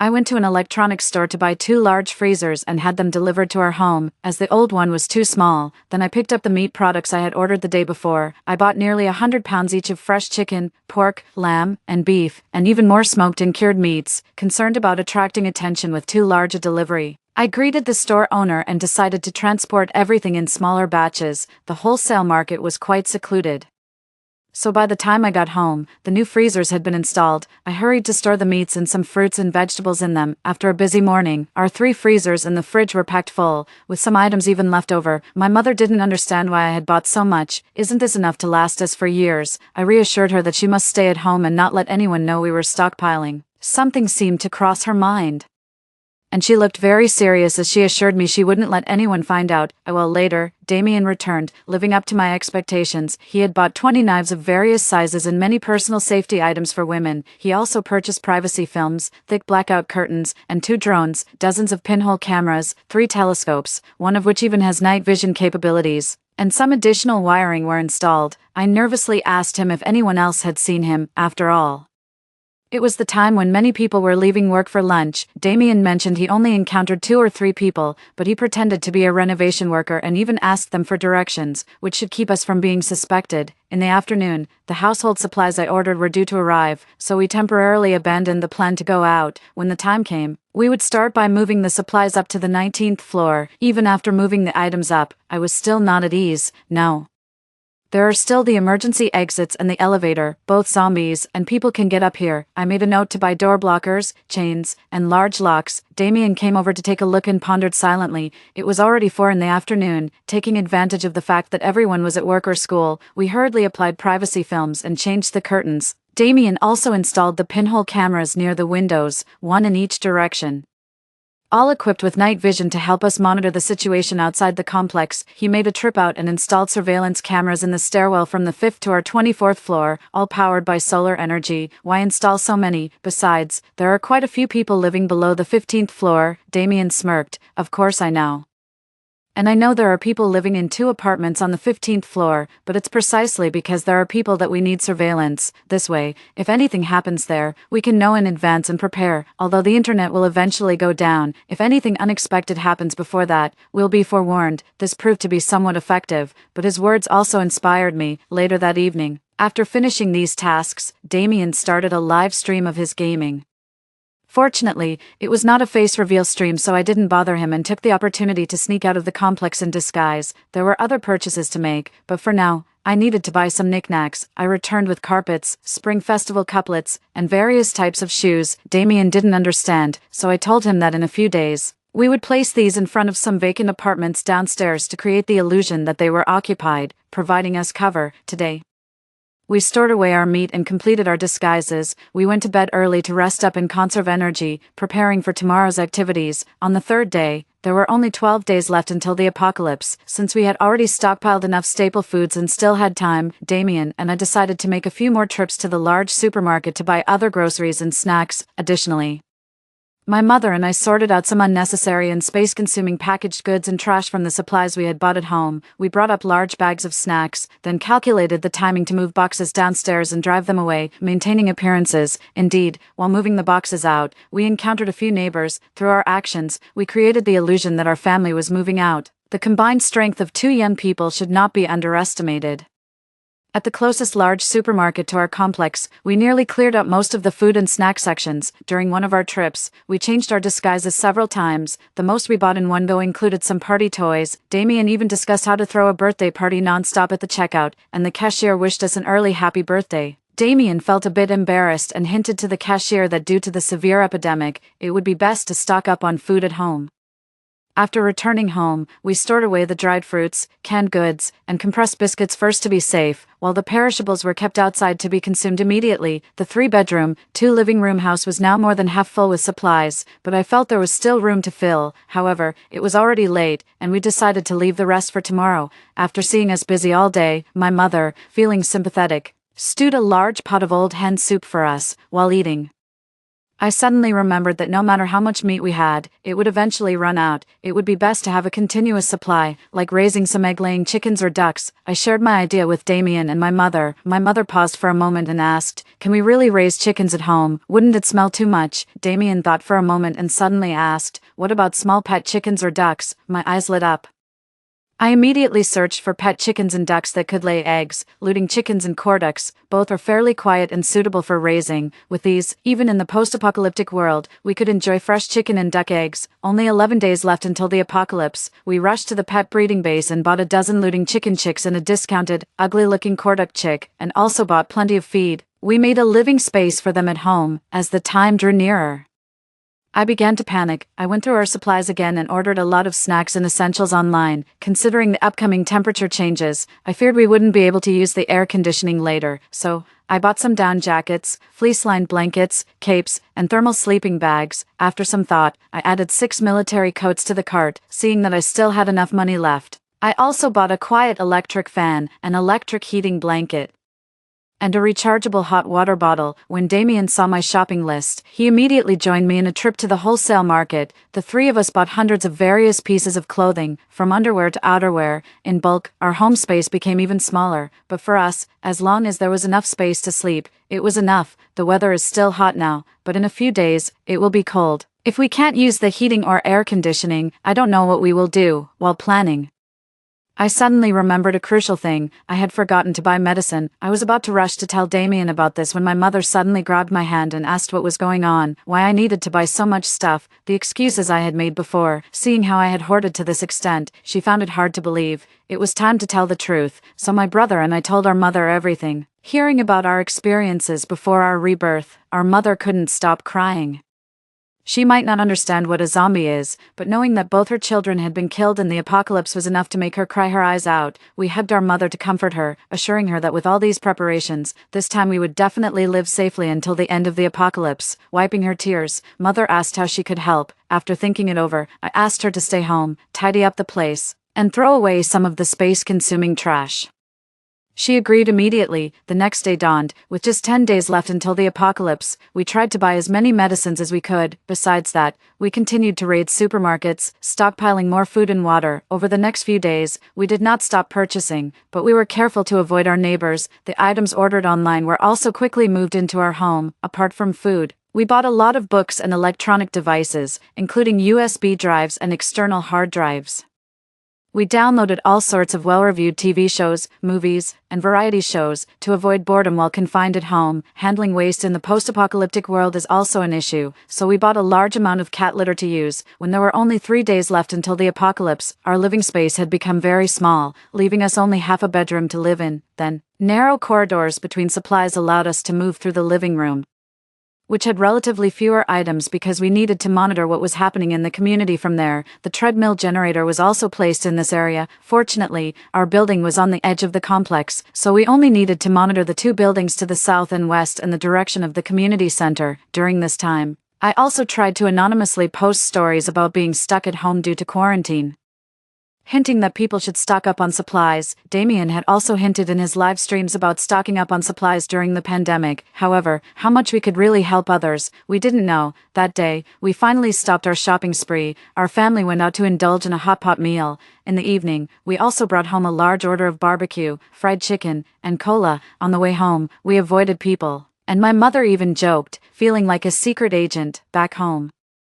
I checked my phone again and found a post about a biting incident, but the post simply attributed it to rabies and then there was no follow-up. I could already smell the danger approaching. In the last 2 days, we didn't plan on going out anymore. The small items I had bought came in handy. We were on the 17th floor, on the 19th and 22nd floors, as well as at the entrance opposite our house. Some camouflage was enacted, some doors were decorated with spring festival couplets, while others placed shoes and carpets at the entrance. They cleaned their doors slightly to make it appear as though someone was living there. On the contrary, they removed the carpet from their own doorstep. They sprinkled fine dust on the door and entrance, making their home look uninhabited. Additionally, to block the emergency exits, we started locking doors from the 16th floor all the way to the top, securing each floor with chains and several large locks, and even sealed off the rooftop.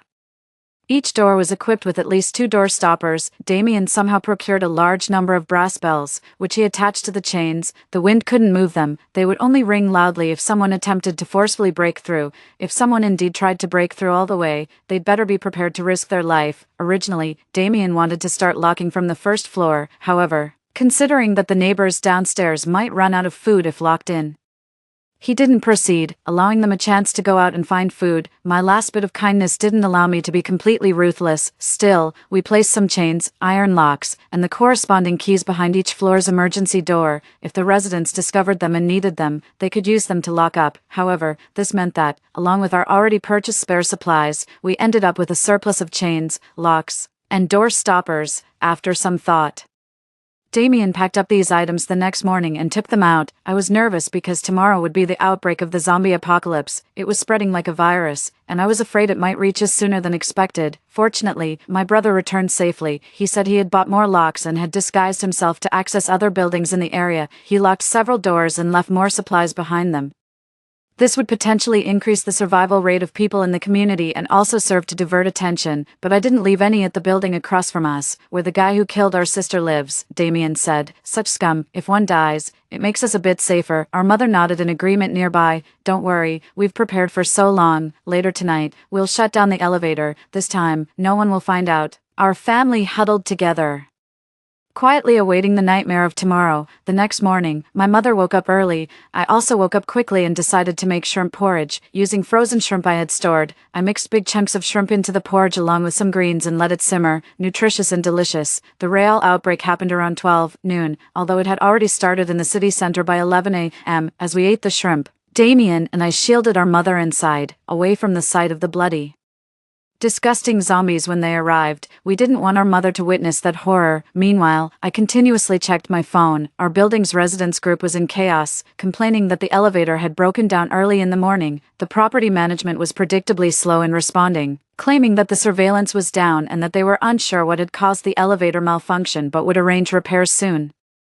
Residents of the 14th and 15th floors were relatively quiet, unsure why, while the 10th floor was cursing loudly. I quietly watched for a while then turned it off. In these apocalyptic times, survival is what matters most. Then I turned to check the news. I found that by around 7 a.m., reports of rabies had already emerged in some coastal and other scattered cities. Foreign reports seemed to have appeared even earlier, some weeks ago, but most were suppressed.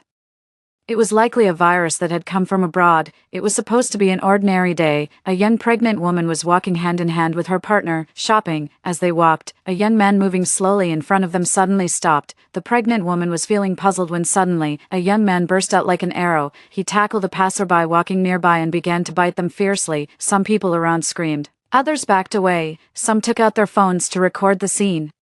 One bold individual stepped forward to intervene but was quickly knocked down by the young man. Before the surrounding crowd could flee, the first person who was bitten also strangely got up and lunged at others. In a slightly further area, similar chaos was unfolding. The chaos had begun. The TV, set at a low volume, played the overfamiliar TV. It was noon, and right as Guanyo was about to expose noble consort Xi's secret affair, the deliciously aromatic braised pork and cabbage pork dumplings were just coming out of the pot. The braised pork was tender and delicious, and although the dumplings were pre-made, they weren't too bad in taste. The fresh meat I bought needs to be eaten soon, along with other resource-intensive foods like dumplings. It's best to eat them now, while we still have water and electricity.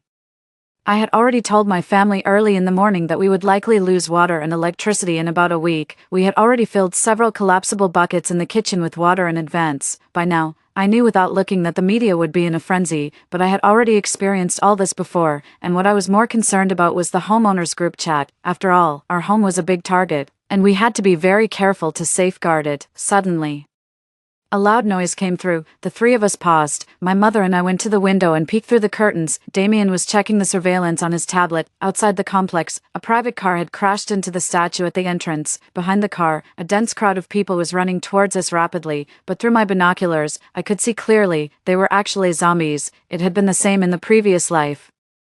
The rapid outbreak and fall of the city center had made many people realize they needed to flee to less populated areas.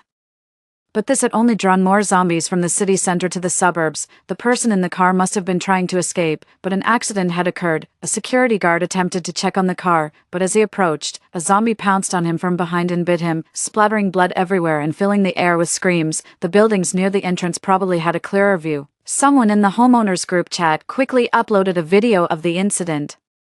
I could also hear someone in the complex shouting in anger, asking what on earth was going on. I couldn't help but turn back and continue to emphasize to my family, zombies are attracted to sounds, smells, and lights. We must keep quiet, keep the lights off, and be as careful as possible. We moved away from the window and joined Damien to monitor the surveillance. There were still some people moving around in the complex. The zombies, seeing living people, rushed into the complex frantically. Some people who ran fast and lived close managed to escape back to their homes, but others weren't so lucky. A girl in high heels lost her life because she couldn't run fast enough. Soon after being bitten, she also staggered to her feet and became one of the zombies. In no time, there were no more living people in the open space outside the complex. The complex was eerily quiet. I glanced at my social media feeds. Everywhere people were talking about the zombies seen today. Some even messaged me. But honestly, I don't have many friends. I dared not contact anyone from work either, fearing they might relay information to Freya, so I just played dead on social media. By this time, the homeowners group chat had also quickly filled with messages, almost everyone panicking and wailing. What do we do? Has anyone called the police? They did, but can the police even make it here? There are zombies at our building in trance trying to break in. Don't make any noise. One or two definitely can't break in. Don't let more zombies here. We don't have any food at home. Does anyone have something to eat? I'm willing to pay for it, someone said. There are children at home, and I'll give whatever it takes to buy food, another added. Most of the comments were about wanting to buy food. However, everyone was shrewd under these circumstances. Who would want to give up their food? In such times, only food was considered valuable. Money was just worthless paper. Soon, a member of the property management appeared. Dear residents, please do not panic. In the current situation, everyone should stay indoors and hide at home. Regarding supplies, we are going to take an inventory. Please report how many people and how much food you have at your homes. Let's help each other and try to ensure everyone has enough to eat until help arrives. Some naively started sharing their situations. But it turned out that mostly those who reported were the ones with less supplies at home. They were hoping to get help. Our family didn't speak up. After all, I was now considered someone who had moved away. The gruesome scenes had really scared my mother, and she finally understood what Damien and I meant by zombies. Now, ironically, my mother began to feel anxious. Do we have enough food stored? Will those monsters come up here? We have enough supplies to last the three of us for 2 or 3 years. The government won't ignore these creatures. For now, all we need to do is survive, I reassured her. My mother nodded, but turned around and couldn't help but grab a cake to eat. Whenever she was nervous or anxious, she tended to eat something sweet. The cream cakes wouldn't last long, so she gave one to me and Damien each, suggesting we eat them after lunch. After we cleaned up from lunch, I checked the residents' group chat and it had completely changed. As I remembered, someone had leaked that there was a small supermarket and a storage area near the property management office. Under pressure, the property management promised to distribute food according to the number of people. This started a competition in the group chat about who had more residents. Our building has 26 households. Surely, we should be taken care of first. We have families with children here. The chat became more heated. Considering our building was on the edge with fewer residents, I felt even if the property management did distribute food, it wouldn't reach our building, so I left the chat and started checking the news. My mother was watching the news on TV, which reported cases of infected people biting others and urged citizens to stay indoors and wait for rescue. Damien handed me his phone. It was a trending topic on social media about many people trapped in their homes with dwindling food supplies, seeking help online. Moreover, many city districts were discussing their nearby situations, whether they had fallen or not. But all this wouldn't end quickly. In a couple of days, all TV programs would stop, and the central station would repeat broadcasts, urging everyone to stock up on supplies, stay at home unless absolutely necessary, and wait for rescue.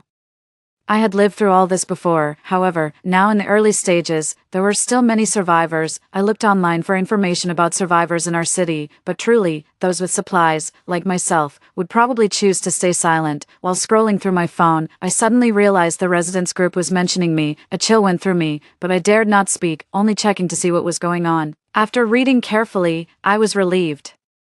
It turned out that 2 of the buildings with the fewest people had started arguing. One was my building's unit. Apparently, a resident on the 10th floor, wanting to get more supplies, had exaggerated our building's population, including me, someone who had moved away, claiming our family had 5 members, a couple, an elderly, and 2 children. Unexpectedly, someone called me out, mentioning they had seen me moving out days ago, and now I wasn't even there. Asking the 10th floor resident to stop inflating the numbers to scam for more supplies, several other residents chimed in, noting that my house had been dark for a long time. It wasn't clear if they had actually seen this, or if they were just trying to reduce the allocation of supplies to our building. Upon closer inspection, I realized that the person tagging me was from the property management. I couldn't help but raise an eyebrow, and seeing my somewhat pleased expression, Damien leaned in and asked what was going on. I explained the situation to him with a chuckle. I don't think the property management is genuinely interested in distributing these supplies. They're just scared that the tenants, now banding together in large numbers, might storm in and loot, so they've decided to compromise. Damien instantly got it. They don't really want to provide too many supplies to the residents. They probably don't have much left in their mini market either. So by pointing out that our family isn't around, they can not only reduce the supplies they need to distribute but also might use it as an excuse to suspect others of inflating their household numbers, thereby saving even more supplies. I took a bite of my cake. The chocolate flavor was sweet and delightful, but thanks to them, now everyone knows we've moved out. My mother felt much more relieved knowing this. However, Damien still frowned. Sis, I don't think this is over yet, you see. Initially, many people in the group were silent, but they only spoke up when they heard about the supplies in the supermarket and warehouse. Although there might still be people who remain silent, most have now revealed themselves in the group. Later, when some people become desperate, they'll know exactly where to go to loot for food. I paused, suddenly remembering Freya. No wonder in my previous life they managed to loot so much and survive till the end to raid our house, even now. The supplies haven't actually reached their hands, Damien added, then asked, did they distribute supplies before? He meant before the rebirth. Yes, they did, but not much, and residents had to go there themselves to collect it. Back then, since we had enough food at home, Mom and I didn't make any requests. By evening, zombies still roamed in significant numbers. I stealthily watched the direction of Freya's house. The building was eerily quiet. Likely not yet desperate enough to come out for food, lights were turned on as it just got dark, but the zombies, as if instantly finding their target, crazily surged towards that building, breaking down the doors. After several screams, everyone realized that the zombies were attracted to light. Thus, the neighborhood turned pitch dark and utterly silent at night. During this time, Freya also called me, but I muted my phone and tossed it aside. In this apocalypse, if you can't contact someone, Most people assume they're dead, rather than answering the call and pretending, and risking being found out. It seemed better to just play dead. Sure enough, after a few tries, she stopped calling. Today's dinner was cooked just before it got completely dark. Cola chicken wings and some quick-serve soup dumplings steamed straight from the freezer. The soup-filled dumplings burst with juice in one bite, and the cola chicken wings were flavorful, filling me up instantly. For a moment, it felt even happier than the pre-apocalypse workdays. Before bed, I could still go for a run, generate some electricity, then enjoy a nice shower while the water was still running. We nearly wanted to take 2 showers a day now. Before going to sleep, Damien checked the hallway surveillance again. He told me that someone on the 15th floor tried to break into their neighbor's apartment, but the neighboring apartment had 3 young men sharing it. They easily overpowered the frail office worker trying to break in, and instead, all the supplies of the intruder were taken. Considering it was only the first day, and relatively safe, we didn't arrange to keep watch. Our family huddled in the bedroom for the night, but it was a restless sleep with the intermittent howling of zombies outside. The next morning, we were awakened by human screams. Everything was the same as before. People hiding in the property management office still required other tenants to fetch their own supplies. Early in the morning, people went out, but not many actually managed to get supplies. Half of them died on the way. Still, it was just the beginning of the apocalypse, and people had some supplies saved up, so not many actually took the risk to go out. I didn't see Freya, unsure of her situation, but I guess they didn't have much left, although her family was on the 11th floor. A higher position, rather than stockpiling food at home. She prefers shopping for clothes and bags. When hungry, she simply orders takeout delivered right to her door, so there's no need for me to lift a finger for revenge. The apocalypse, zombies, and hunger will take care of that couple. All I need to do is sit at home, enjoy my hot pot, and watch them walk into their own doom. Indeed, this morning's meal was hot pot. Damien brought out some bone broth base. It might seem odd to have hot pot in the morning, but since it was already prepared, Mom just let it be. While happily cooking slices of meat in the pot, we planned our night watch shifts. There are only 3 of us at home, but the zombies don't care about our numbers. It's best to keep our 24-hour watch fully scheduled. Since zombies are slower during the day, the pressure is less, so Mom takes the 8-hour day shift. The remaining 16 hours, split by midnight, are divided between Damien and me. I take the first half of the night, and he takes the latter, but this arrangement is only temporary. Soon enough, people will be out during the day trying to scavenge. We'll have to revise our shift schedule then. I spent some time looking out the window at the situation outside. Most of those collecting supplies drove there, but they actually didn't get much. Just a few boxes of instant noodles and hardly any bagged grains. Some didn't make it back. Their supplies, vehicles, and even their lives were left in the square. Others never reached the property office. Zombies chased after cars, pounced on them, and one vehicle had its windows smashed, its occupants brutally dragged out and devoured. After all this, the neighborhood quieted down again. However, the residents' group chat remained noisy. Some started cursing, blaming the property management for not delivering supplies and neighbors for not sharing. This situation won't last long, though. Although water and electricity will be cut off in 5 or 6 days, the internet is likely to fail before that, because people started going out. Someone in the chat mentioned that they found chain locks and door blockers at the emergency exit doors, saying they had locked up their floor. Some people, emboldened, went to check and found the same, but not every building had them. Looking around, it seemed that most people in our building had discovered and locked them. This was a relief. This way, our family wouldn't stand out, and more people might survive. Since I had to monitor the zombie situation later, I went to bed early. They woke me up late for lunch. The steaming chicken rice was deliciously balanced between meat and vegetables. I ended up eating 2 big bowls in one go. Everything was perfect, except we dared not use appliances that were easily detectable, like air conditioners or exhaust fans. But compared to others who hadn't stored supplies for the apocalypse, we were far better off. While I was sleeping, a family diagonally across from us used a drone with a loudspeaker to lure zombies away. 5 people went out and managed to bring back 5 truckloads of supplies. In the end, it seemed they kept less than a third of the supplies in the trucks, symbolically sharing with everyone. Before people from other buildings could come over, their own neighbors quickly looted what was left. During this time, some were watching while others took the opportunity to scavenge when there were fewer zombies. A lot was taken from the property office. It wasn't that no one had their eye on this family's goods, but they were tough negotiators. Someone from their own building who tried to take more food with a knife ended up with a broken leg. After they moved the supplies, they attracted even more zombies than before, deliberately drawing some to their building's base. This family was certainly formidable. At least the last time our family perished, they were still well hidden. People had swept through their building's units, but for some reason, they couldn't find them. I knew this family was not to be messed with, but the people in the residence group didn't know that. Originally, the fact that they had gathered so much supplies already drew envy. Most didn't get a share, and afterwards, they deliberately brought in even more zombies. The residents group was relentlessly criticizing them. Some individuals uploaded videos of themselves assaulting their neighbors. It is apparent that the family consists of 2 women and 3 men, likely a couple with 3 young children. The couple appears to be in their 30s or 40s. The 3 young people are in their 20s, with 2 of them evidently twins. These individuals attempted to use the videos to coerce the family into sharing their supplies, even threatening them by stating they knew which unit they were in, and if they didn't comply, they should not blame the group for resorting to robbery. However, the family simply remained silent, completely ignoring them. In the days preceding the zombie outbreak, the zombies moved slowly and were averse to light. Fortunately, this family had chosen the most opportune moment to go out and scavenge for supplies. As the mother checked on the vegetables planted at home, I quickly sent Damien off to sleep to ensure he was well rested to take over my shift later. It's only the second day of the apocalypse, and the worst aspects of human nature have yet to fully emerge. The real pressure is still to come. At midnight, I swapped shifts with my brother and fell into a deep sleep. On the 5th day of the zombie onslaught, the network signals deteriorated significantly. One second I was browsing various online help forums and noisy resident group chats. The next second, after refreshing, the page turned white. Damien's makeshift surveillance system was barely functioning, but it was severely hampered by glitches and delays. Before the complete internet outage, Damien informed me that the 3 youths on the 15th floor were preparing to scavenge for food starting from their floor downward.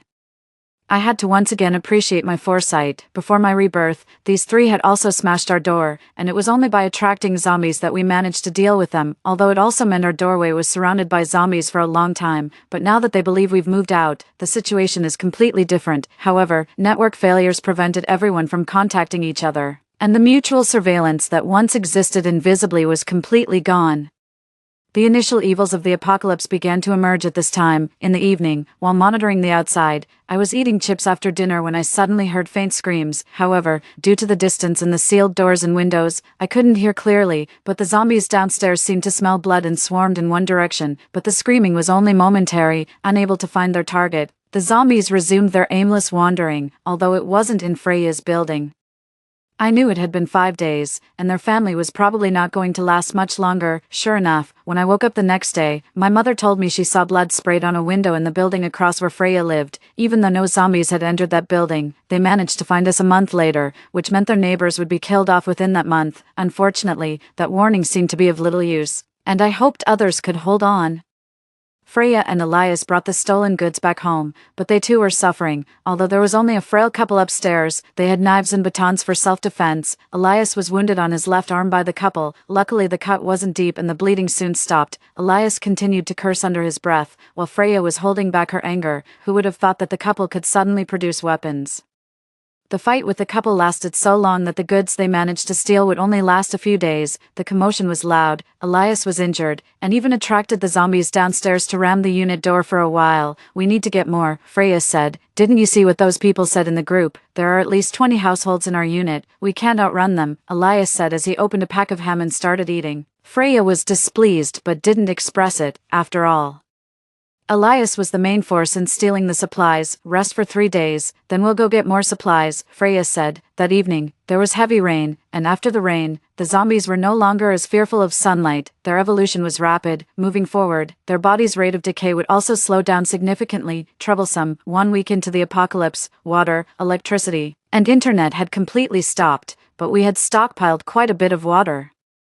No need to worry about water issues. Around the 4th day, something unfortunate happened. It was not noticed due to the absence of a 24-hour watch in the previous world, and it was Damien who was on duty in the late night that told me. It was a family on the 3rd floor. For some reason, perhaps their scent was picked up by zombies. Not only did the zombies bang on the door, but a few even climbed up to their windows. Fortunately, the fast-climbing zombies are still in the minority. Otherwise, even higher floors wouldn't necessarily be safe. The radio intermittently broadcasts news of safe zones established by the government. In the past few days, some chose to leave with the little food they had left, but the road to survival for those who left isn't easy either. Compared to taking risks, our family chose to stay. We believe the government can lead us to fight this horrific apocalypse, but our family lacks the ability to protect ourselves. Venturing out would only serve as an extra meal for the zombies. A week has passed, and families who didn't receive supplies initially are almost out of food. Whatever happens next, I wouldn't be surprised. I just woke up at noon, and today's meal was stir-fried beef with potatoes. Both the meat and potatoes were cut into small pieces, making them easy to cook and flavorful. The beef was tender yet chewy, and the potatoes were soft. Eating it was incredibly satisfying. After the meal, I was drinking a bottle of mineral water when I suddenly heard some noise outside. Looking out the window, I saw zombies frantically banging on the door of a building to the southwest, and there was a lot of noise inside the building. More people, running out of options, began to raid the building. But this building, just as I remembered, had an individual unwilling to have their supplies taken. Not only did they open the window, but they also brought out a small speaker playing loud music. That person decided to go down together with those raiding the building for supplies, but this action likely endangered all the survivors in the building. The zombies quickly breached the building, and the sounds of screams and roars were incessant. The scene frightened my mother, who asked if such a situation could happen in our building as well. Damien also looked at me anxiously. Relax. In the previous world, we survived a month and nothing of the sort happened in our building. I reassured them, helping them feel a bit more at ease. By the afternoon, the curtains on the 8th floor of the building opposite had turned red. This was the second household, I silently noted. Freya and Elias were even more disheveled this time. They were unlucky, targeting a man living alone who was into fitness. After a long fight, they managed to snatch only a little, much of which was fitness food. Elias didn't look too happy. It was only because Freya dodged that he got injured again. Freya tried her best to appear gentle and caring. She felt that Elias had been off these past few days. From the plundered supplies, she pulled out a piece of instant chicken breast and handed it to him with a smile. Looking both caring and tender, Elias's expression softened a bit, but only slightly. This bit won't last us 3 days, Elias said. But raiding another house now is a bit. Raid. We have meat, don't we? Elias said fiercely, glancing to the side. Freya instinctively looked over. They hadn't yet managed to move the supplies back, and in the corner of the room lay the bloody former owner of the house. Her eyes widened and her stomach churned, but she met Elias's gaze with a smile. You're right. As more days passed, we gradually got used to falling asleep to the howls of zombies at night. Perhaps inspired by the unfortunate soul who dragged down the people on the first floor with him yesterday, the next day another high floor in a different building saw a frail man and woman shouting that if they weren't fed, they would keep yelling, leading everyone in the same building to die together. Sis, do you think they'll get the supplies first, or be killed by the zombies first? Damien asked me. They'll be killed by people first. I answered him with certainty, after yesterday's events. It didn't surprise me that some people were considering imitating those actions. Being caught by zombies meant death. But without food, death was certain anyway. Either way, death was inevitable, so they might as well take a gamble. If they could coerce the neighbors into providing supplies, they could survive. My brother and I watched that family intently, waiting to see what would happen next. Soon, the family's screams stopped, probably because someone had brought them supplies. Shortly after, several screams echoed. A frail woman was seen pleading for help at the window before a tall, unfamiliar man dragged her back, and a splash of blood stained the curtain. Eventually, the decapitated bodies of the couple were thrown down from the building. The murderer disappeared inside the structure. Seeing this, our family silently checked our home again. We managed to survive like this for 3 months. The date of my death in my past life had long passed. Freya did not appear. But their building had not fallen either. There were plenty of clever people in the community who had figured out the hunting patterns of the zombies. After all, the less clever ones had already died. If there was one, there would be others. Over these 3 months, more bodies were continually thrown down from other buildings. Few dared to venture out, but in buildings not yet overrun by zombies, they were much bolder. Initially, it was only decapitated bodies being thrown out. But later the bodies became increasingly disfigured, with fleshier parts mostly removed. Clearly, it wasn't just zombies eating humans, people had started eating each other too. These scenes were so revolting that we went 3 days without eating any meat, but fortunately, some of the vegetables we planted were ready to eat, and we had only used up a little of our supplies. We also had plenty of durable fruits and vegetables, compared to the hell outside. Life at home had barely changed from before the disaster. Gradually, humanity seemed to recover from the zombie onslaught, with more safe havens being broadcast on the radio. One day at noon, a helicopter hovered overhead, announcing that they were actively eliminating zombies and would drop food, encouraging everyone to wait patiently for rescue. Those who were able could choose to go to the nearest safe haven to the west. One household, probably too excited, flung their window open and waved frantically at the people in the helicopter, who actually dropped some supplies to them. Consequently, more people reached out for help. Our family had ample supplies, so we decided not to take any portion of the supplies and not to expose ourselves prematurely. My mother, brother, and I stayed by the window to watch. The helicopter had limited supplies but tried to accommodate a few of the waving families. The dark green helicopter gave us great hope for survival.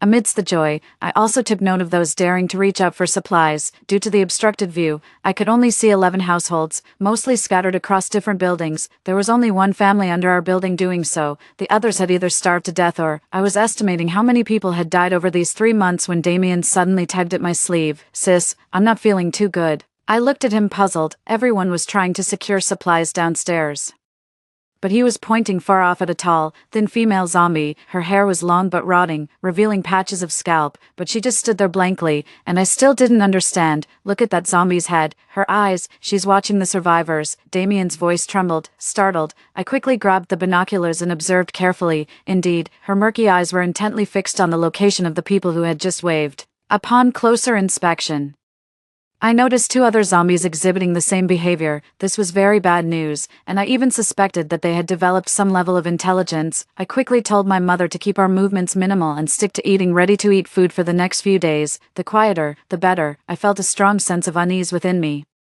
anticipating a horrific massacre that was about to unfold. That night, as Damien was eating instant noodles while monitoring the zombies, he noticed that they inexplicably smashed through a unit's door and stormed into the building. During the day, the people who went downstairs to grab the supplies sent by Jay Feng from our unit were the most numerous. This was the second building to be slaughtered by zombies since the apocalypse began.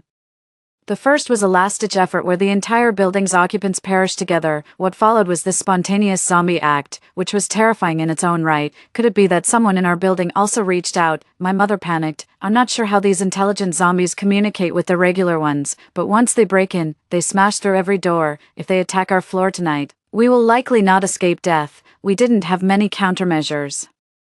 All we could do was quickly block the door with heavy objects to at least obstruct them. I silently prayed that the door would hold. The zombies, excited from their slaughter of one building, howled, but before they could begin their second massacre, gunfire sounded from the distance. 5 or 6 modified trucks rolled in majestically from outside into the neighborhood, shooting as they moved. Many people jumped off and started killing zombies upon entering. My mother was overjoyed.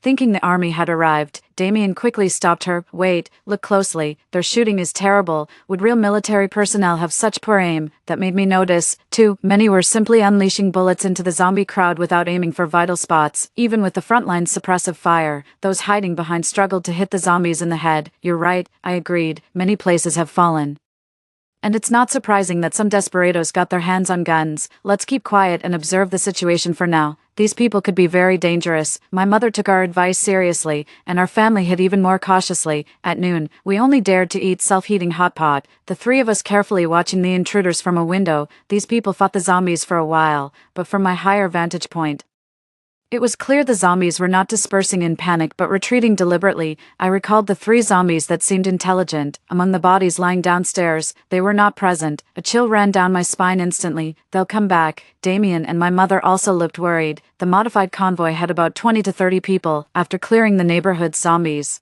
a woman stepped out with a megaphone and announced they were a rescue organization working with the military, containing soldiers in their ranks. She claimed they were here to cleanse the area of zombies and would stay for a few days. Anyone needing supplies could come down to collect some and even join them to be escorted to the nearest safe base. Looking closely, there seemed indeed to be one person in green military attire. The hope brought by a helicopter a few days ago made the survivors blindly trust this convoy. Eventually, a few families came out, all carrying supplies, truly believing they would be escorted to a safe base. But just as I expected, these people were not good at all. None who came out returned. They stole all the supplies, killed the men, and dragged the young women into the back of their trucks. No need to guess what happened next. Someone tried to save their life by revealing the location of the property management's food warehouse, but after ransacking the place, the group turned and killed both the informant and those who had been hoarding food there. However, I suddenly noticed that one man among these people survived. Using binoculars, I saw he was a familiar face. It was Freya's boyfriend, but while I spotted the boyfriend, Freya was nowhere to be seen. Though her fate could be easily guessed, no doubt, she was already dead. In fact, Freya had survived 3 months after the apocalypse, thanks to Elias, even without food. They could have resorted to looting, yet, due to a damned reason, a notice from the property management before the apocalypse hit, several households had prepared ample self-defense items. Injured, they were driven to cannibalism. They could have survived this way, but on the very last day of looting for supplies, her face was slashed. Freya saw the disgust in Elias's eyes, and her heart sank with 2 words, "It's over." She knew Elias too well.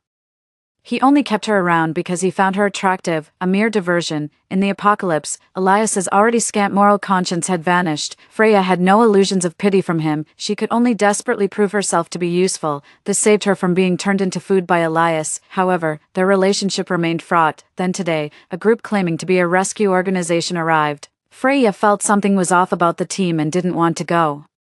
But Elias was determined to head to the safe base, taking the supplies with him. Freya secretly hoarded some supplies, thinking she could survive even if he left. But Elias, usually thoughtless, suddenly became suspicious. Her calm demeanor and lack of interest in the supplies must mean something was wrong. Sure enough, he discovered the supplies Freya had hidden. Knowing her end was near, Freya grabbed a knife and confronted Elias. But she was no match for his brute strength.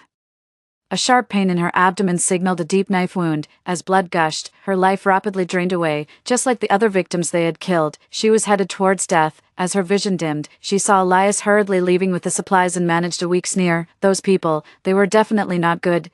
Elias, our family was closely monitoring every move downstairs. It seemed Elias had managed to save his life by producing a piece of paper. The leader of the convoy was a burly man with a gun, directing his men to move the remaining supplies from the warehouse. Looking at Elias, the leader asked, "You're saying, the list has the locations of the survivors in this complex?" "That's right." Elias nodded firmly. "I made sure of it when the zombies first appeared." "You made this list?" The leader scoffed, pointing at the delicate handwriting that clearly didn't seem to match at all. Muscular man, Elias shivered. "Yes, my girlfriend did.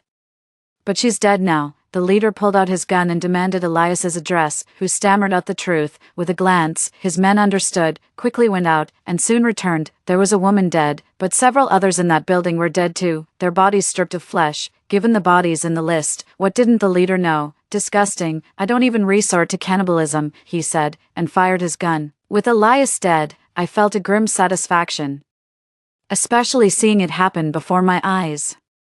But there was still a crisis looming, no time to relax. After Elias's death, the leader and his men began sweeping through the building, quickly discovering someone who had been hiding. It was hard to miss their targeted approach. Elias must have handed over something like a list of survivors. However, they weren't completely successful. The family that had brought back a lot of supplies at the beginning of the apocalypse remained unfound. They searched every unit in the building without success.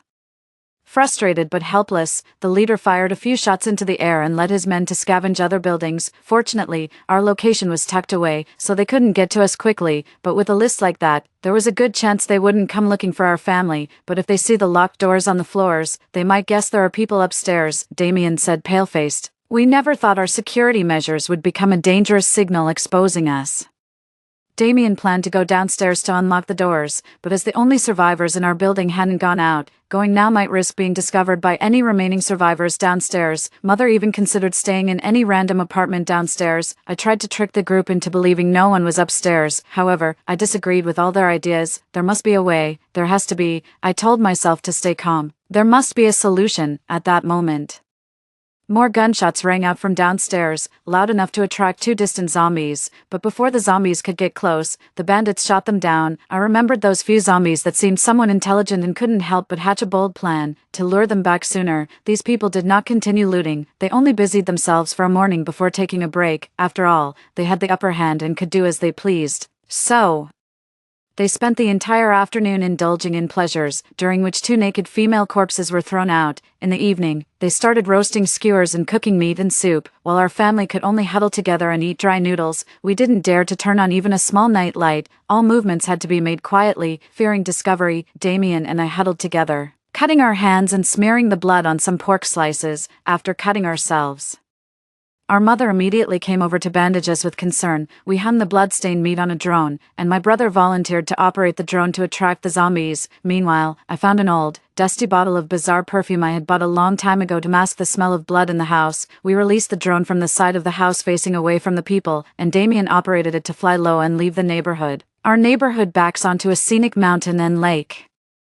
and a deserted university town, populated only by zombies that were drawn here at the apocalypse's onset. This time, Damien said he would try to fly the drone as close to the downtown area as possible to attract as many zombies as he could. Just as the drone left our neighborhood, we saw another drone flying out from the same area. Both paused, but we tacitly pretended not to see each other. The other drone was also hanging a blood-soaked sanitary pad, evidently with the same purpose as ours. Indeed, the closer they got to the downtown area, the more zombies appeared. Our drone made a round, and immediately, many zombies eagerly followed. The two drones attracted two groups of zombies towards our neighborhood. As they approached, Damien suddenly exclaimed, "Those 3 zombies didn't leave." The images transmitted showed that those 3 zombies had gathered a large group nearby, with the 2 groups we attracted. The 3 intelligent zombies began to roar, leading the charge. Thus, with the zombies' howls rising and falling, a massive horde moved toward our neighborhood. I quickly instructed Damien to bring the drone back, but we didn't dare to fly it straight home, instead landing it on the windowsill of a house in a building diagonally opposite that had been slaughtered. Damien looked terribly pale. "If those 3 come back, we're not safe either," he said. It felt like being caught between a rock and a hard place. But I believed the zombies' intelligence couldn't develop too fast, so I decided to take a gamble. I took out all the towels, soaked them in water, and stuffed them into the door cracks to ensure no smell escaped. By then, the people downstairs had noticed the approaching zombies and reacted swiftly, first killing the women they had captured to eliminate instability, then setting up their guns to fire at the zombie horde. Outside, the gunfire and the zombies' roars were deafening.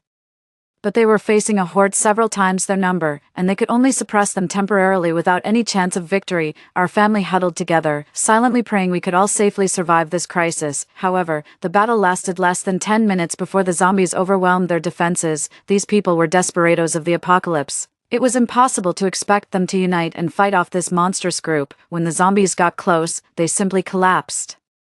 Some of the modified vehicles were reinforced with steel plates, and many people hid directly inside them. Others, caught unprepared, retreated into the building while firing their guns. Our building was at the corner of the neighborhood, and under the pursuit of zombies bursting through the main entrance, a group of people retreated towards our building. Among them, some even forced open our apartment door with their guns. Mother was frantic. "What if they find us and bring the zombies up here?" "Mom, it's okay, our stairwell is locked, they won't outrun the zombies, we're over 20 floors up, by the time they get halfway, the zombies will have taken care of them." Damien comforted her softly. I didn't want to take any chances. I set up perfumes and air fresheners. "If the zombies really do make it up here, we must do everything to mask our scent." Damien silently pulled out a knife. "Sis, if the zombies come up here, I'll go out and lure them away, kill as many as I can." Tears immediately welled up in our mother's eyes. "Silly child, if anyone should go, it should be me." "No, nobody is going out. We've survived this long. We can survive even longer, until all these zombies are wiped out." We hugged each other, crying silently. The zombies' roars, gunshots, and footsteps echoed in the stairwell. The tinkling of brass bells told us that the locked safety doors downstairs were being broken open one by one. Amidst the noise, angry curses and intermittent screams were particularly distinct. The sounds were getting closer, my hands trembling. I drew a 23-foot on the floor with my finger. The noise had reached the lower floors. Some of them must have died already. I forced myself to calm down, looking at my mother and brother. For the first time in my life, I prayed that gods really existed, to keep us safe. Finally, the stairwell door was banged once, followed by a gunshot, but the door didn't open. They had only shot off 1 lock. 3 more remained in place. Then I heard 2 angry curses and the sound of hands shaking as they reloaded bullets. One of the voices, filled with rage, threatened to kill everyone inside unless the door was opened quickly. But the people outside were running out of time. The door was violently shaken again, accompanied by screams and curses, and the crisp ringing of the brass bell. Blood seeped in from outside, staining the floor red. Desperately, we sprayed perfume and air freshener towards the door. We dared not make a sound, covering our mouths tightly. Fortunately, the zombies that had chased into our building were just ordinary ones without intelligence, preoccupied with the flesh in front of them. The brass bell on the safety door would ring when they hit it. But compared to the gunfire outside, its sound was too faint. The movement of the safety door wasn't great. Instead, zombies downstairs started to run out, drawn by the gunfire. We still dared not make a sound, not even heavy breathing. Then we heard a loud explosion outside. A modified vehicle had been flipped over by zombies and then exploded. Others in the car, now desperate, started driving recklessly, trying to escape. Thus, another group of zombies chased after the cars, running far away. The zombies in the stairwell were now few. The most dangerous bandits outside had also fled in panic. Tears glimmered in our eyes as we looked at each other, but it wasn't time to relax yet. Outside, an intelligent zombie still roamed the open area outside our complex. I cautiously peeked out from a corner of the curtain. It was the same female zombie from the beginning, though her ability to command the other zombies seemed limited. When there were living humans around, most zombies only chased after the living. Seeing that female zombie staring intently at our drone perched on another building, my heart skipped a beat. Damien handed me a note. "It'll be okay." I nodded silently, certain that it would be, but lacked human cognitive abilities. After wandering around the lower floors and not detecting any human scent for several days, the intelligent zombies initiated the exodus, with the others leaving the neighborhood in small groups. Eventually, from hundreds of zombies, only about 15 to 20 remained. The bandit convoy also suffered heavy losses. Out of 4 modified trucks that entered, only 2 managed to escape. 1 was left exploded, and another was permanently stationed in the neighborhood square. Our family remained vigilant and did not let our guard down until most of the zombies had left 2 days later, after which we embraced and wept together. We survived this crisis. My mother cooked her specialty pork ribs with winter melon and kelp soup and made a meal of pork and chive dumplings, using the chives we had grown since the apocalypse, and we also picked and stir-fried some mushrooms as a side dish. There wasn't a large quantity of food, but it was a warm meal, far better than dry biscuits, and it truly made us feel alive after the ordeal. After this incident, there were even fewer survivors in the neighborhood, but that didn't mean there were none. The drone that attracted the zombies that day had also flown out from our neighborhood, so there must still be someone around. It could be the family that initially hoarded the most food and had not yet been found, or there might be other survivors in the neighborhood that I was unaware of. So, after a brief celebration, our family resumed keeping a low profile. When the helicopter came next time, the neighborhood was unexpectedly quiet.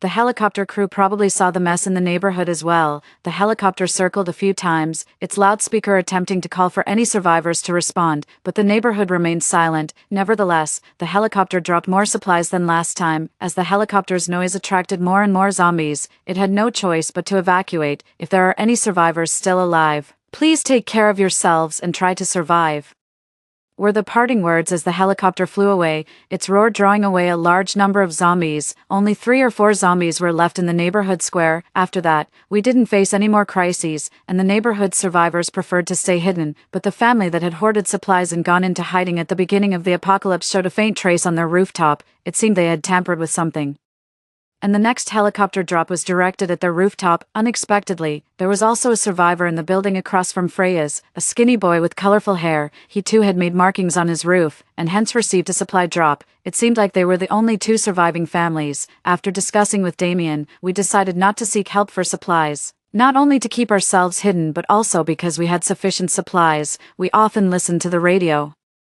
and being close to a safe base on the outskirts, we received quite a bit of news. For instance, after initial self-defense efforts, the government had begun planning counteroffensive operations. We believed that victory wouldn't be too far away. Just like that, another 2 months passed. The new year was approaching. This winter was particularly cold, but fortunately, we had bought warm clothes and sleeping bags early on.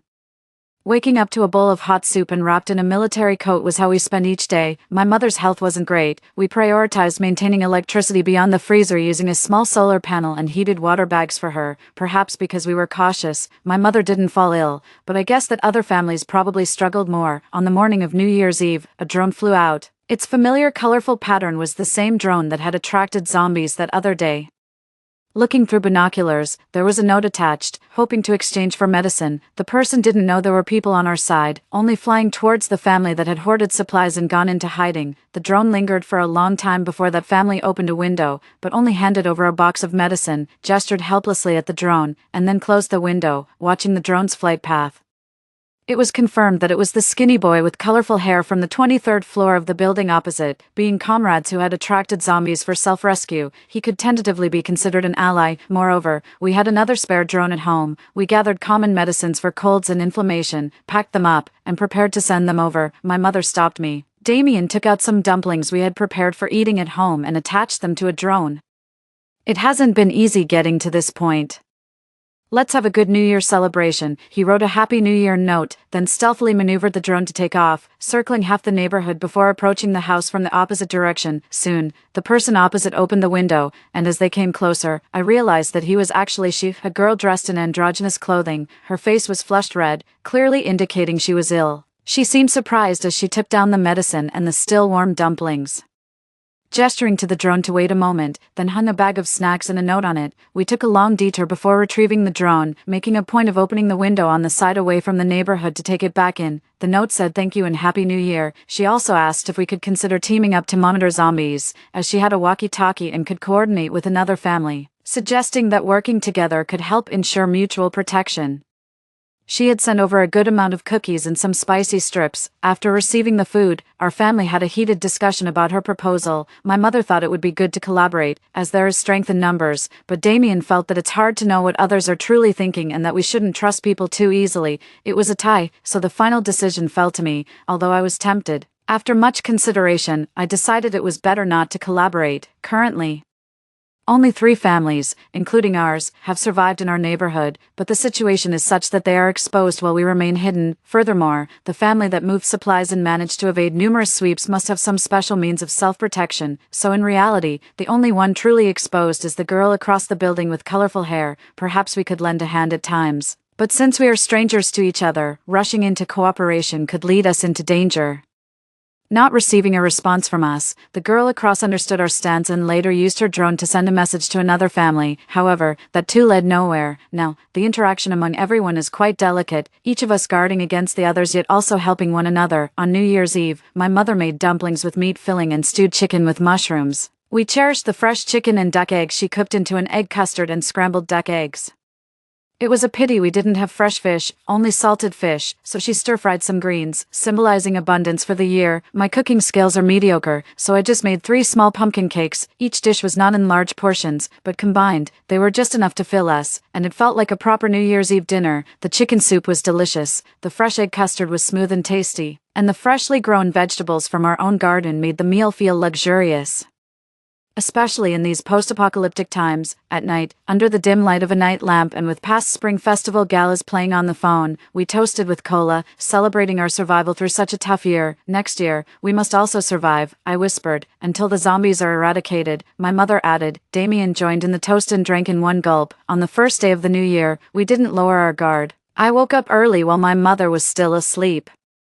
I prepared a self-heating hot pot for Damien, who had stayed up all night, and also made myself a packet of instant noodles with some sausage. How is it? I asked him. Damien shook his head. No issues, but before you woke up, I saw a car driving past, probably heading to the supermarket or a pharmacy. People are still out looking for supplies at this time. I frowned. Then it dawned on me that because our neighborhood had survivors and the government occasionally dropped off supplies, I had forgotten about the harsh reality outside. There might still be other survivors out there. Although our hiding place was safe, it was undiscovered by the government, and therefore, we couldn't access any survival supplies. By lunchtime, a faint noise came from outside. A car executed a stunning drift, swiftly evading the zombies and vanishing from sight. That's the car from this morning, Damien said, munching on a pack of nearly expired cookies as he joined me. There were too few of us here, all high up in the building, and without the scent of living humans. Zombies rarely ventured our way. Taking advantage of the downtime, Damien and I reorganized the supplies at home, focusing on sorting out food that was about to expire, to consume it quickly and prevent waste. This search was crucial as it seemed we might be stuck eating cookies and instant food for the next few days.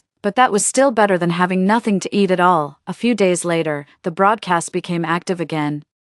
Not just urging everyone to preserve themselves or head to a safe base, it added new information. The nearest government safe base had started coordinating with other bases, gradually clearing zombies around them. The broadcasts frequently updated on the progress of these operations, giving us a glimpse of hope. Initially, things were manageable, but as the year progressed and temperatures began to rise, the broadcasts included warnings about impending zombie hordes. With the warming weather, zombies began migrating north. We had to listen to the broadcasts more frequently than before, to avoid missing any crucial information. The arrival of the zombie hordes forced a pause in the clearing operations, and the bases were declared on high alert. We were on edge too. The closest wave of zombies passed by our complex on the highway outside, their collective force powerful enough to topple walls and crush houses. A nearby complex on the path of the advancing horde collapsed with a thunderous roar, plunging my family into insomnia. Though the high floors allowed us to hide, they also left us with no escape. It was only after witnessing the terrifying horde did I truly start to fear, thankful that our complex wasn't densely populated and many survivors had died in the early days of the apocalypse. Otherwise, our complex would likely have become a feeding ground on the zombies' migration route. Perhaps due to the pressure of the zombie horde, the government's supply drops were temporarily halted, not that it mattered, as the noise from helicopters might have attracted zombies to the survivors. By April, the intermittent movements of several waves of zombies had continued for nearly 2 months. During this time, the nearest safe base was repeatedly besieged by zombies, sometimes even sending out distress signals. Fortunately, the base managed to hold out, though it sustained severe damage. The broadcasts announced plans to rebuild the base and prepare rear support before resuming the clearing of zombies and rescuing civilians. I realized that 9 months had passed since the apocalypse began. Even after the zombie waves passed, the neighborhood remained eerily quiet, not responsible for monitoring the outside world. I opened a box of soon-to-expire snacks and watched Flipped for who knows which time. Seeing Julie Baker sitting in a tree looking out over the landscape, I felt a pang of envy. I wondered how long this calamity would last and whether we could ever go outside to see the sunset and twilight again. For Damien, however, it seemed to make little difference.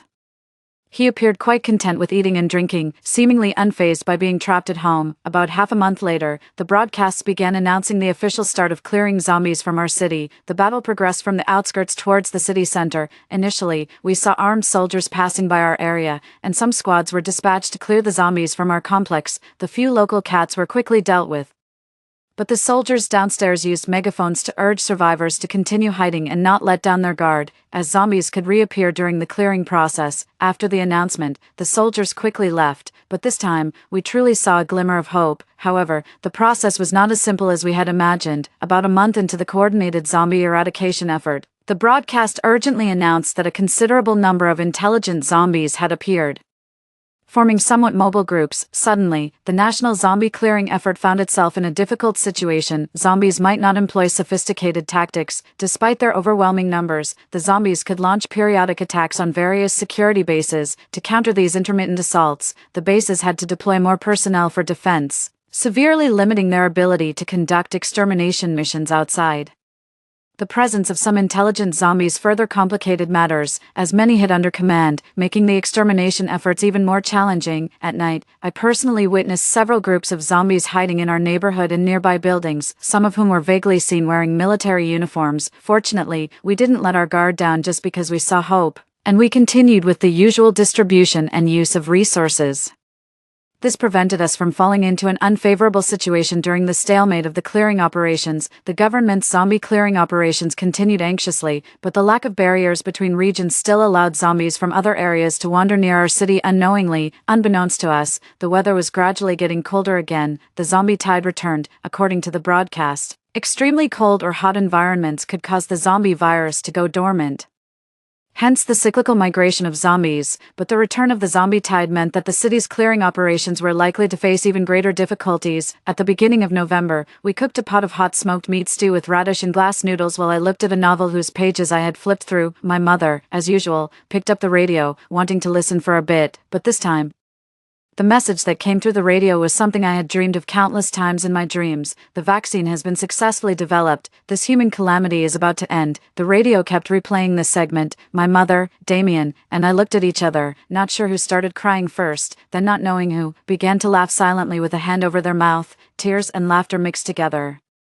My mother seemed to be releasing all the fear and grievances accumulated over the year, crying, her eyes swollen even though she tried to stay quiet. I was in a similar state, with swollen eyes, but my mouth ached from smiling. Not long after that broadcast, helicopters flew over, dropping medicine from above. For 3 consecutive days, the entire city was intensely sprayed with the medicinal solution. I quietly observed the zombies' condition.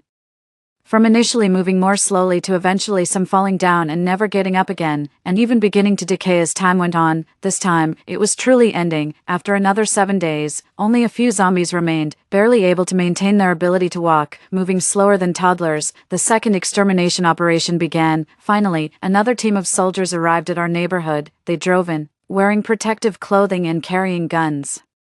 The few zombies left in the open space were quickly dealt with, and they began a thorough search of the buildings, gunfire echoing occasionally. Then they started dragging the bodies to the central plaza, where several barrels of gasoline were prepared to burn the corpses. I glanced at Damien and my mother, who had already prepared the meal: smoked meat dumplings, stir-fried pork with homegrown greens, and boiled eggs, packed in plastic sealed bags. We decided to send them to the soldiers via drones, but we weren't the only ones with that idea. As they finished clearing the zombies, 2 drones hovered in front of them, and the family that had hoarded supplies at the beginning of the apocalypse even tied some food to a rope and lowered it from their window. The soldiers hesitated, and although they repeatedly refused, our 3 families were determined to give, simply throwing the items out. Eventually, the goods were accepted, and the soldiers gave us a sharp salute before getting into their vehicles and heading to the next location for their clearance task. The apocalypse was over that day. As we stepped out of our houses, it was a beautiful morning. Only our 3 families remained in the neighborhood. The lady with colorful hair smiled warmly, and the other family, not as intimidating as imagined, supported their elderly and greeted us with their young children, all of us sharing laughs and greetings.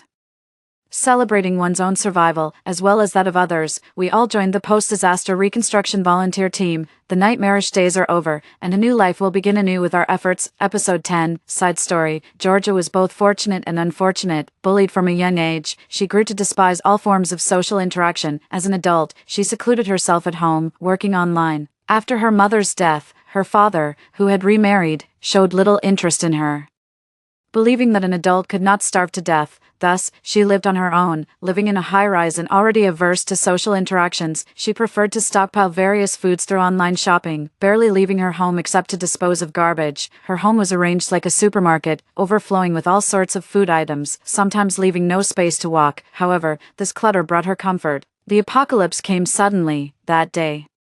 She was busy completing gaming tasks for others, overwhelmed with urgency, wearing headphones and fully engrossed. She didn't notice the initial chaos of the apocalypse.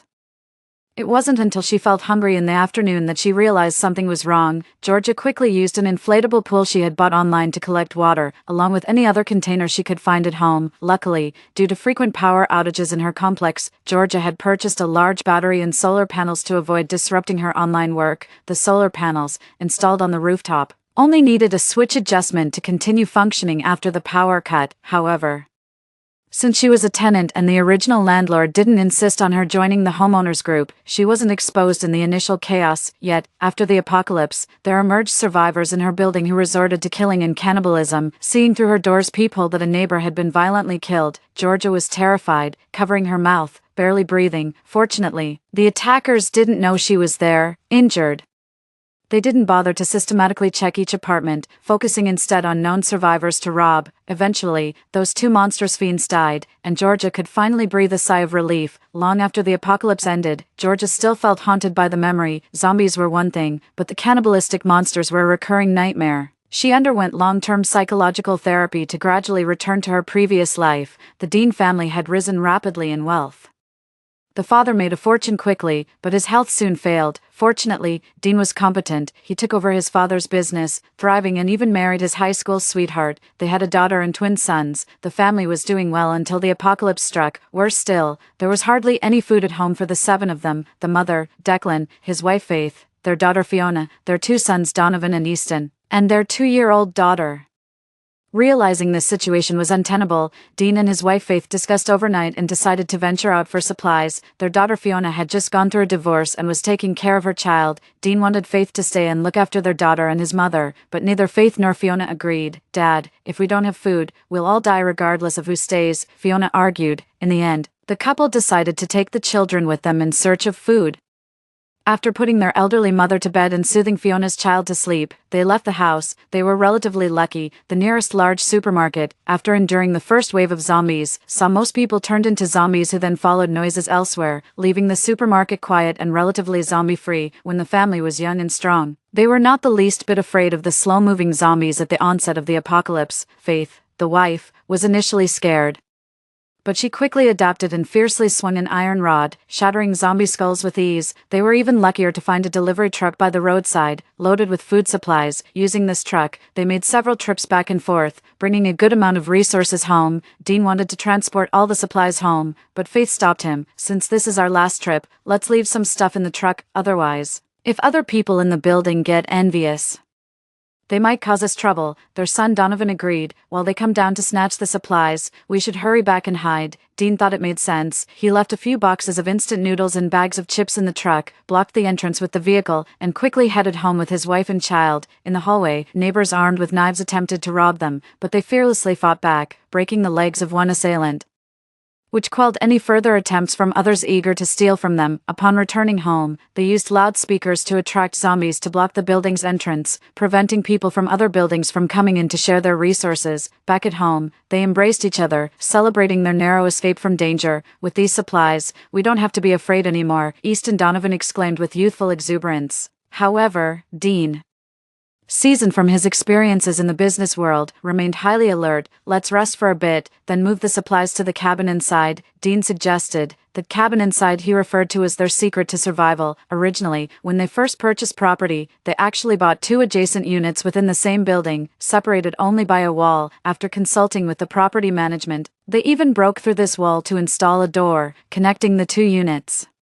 This was partly to create a direct connection, but also to construct a hidden space by building new walls in the middle of the joined units, unbeknownst to them. Creating this hidden room, initially intended to store a safe with family valuables, company secrets, important documents, and money, would become crucial. The 2 units were cleverly designed with secret doors. To an outsider, each apartment might seem cluttered and cramped, but no one would suspect that a small new space had been constructed between them. Supplies were tightly packed into this hidden room, reaching up to the ceiling, and they had also stored water, ensuring a supply post-apocalypse. This redesigned small room proved to be life-saving for their family. At the onset of the apocalypse, as they moved supplies frequently and were based in Unit 3, people began to snoop around, anticipating break-ins. They had prepared by leaving the inner safety door unlocked, so that if the outer door was compromised, they might still use the second door. They then evacuated to the hidden room and the adjacent apartment in Unit 2. By moving between the 2 units and occasionally staying in the hidden room, they not only avoided the building searches but also evaded the bandits. Later, when there were no survivors in either unit, their foresight in having a second door paid off, expanding their living space throughout the apocalypse. They lived cautiously but thankfully. This way of life didn't stretch into hopelessness. When everything finally ended and they stepped outside, it felt like emerging into a different world. Is it really over? His wife asked tearfully. It's over, Dean replied.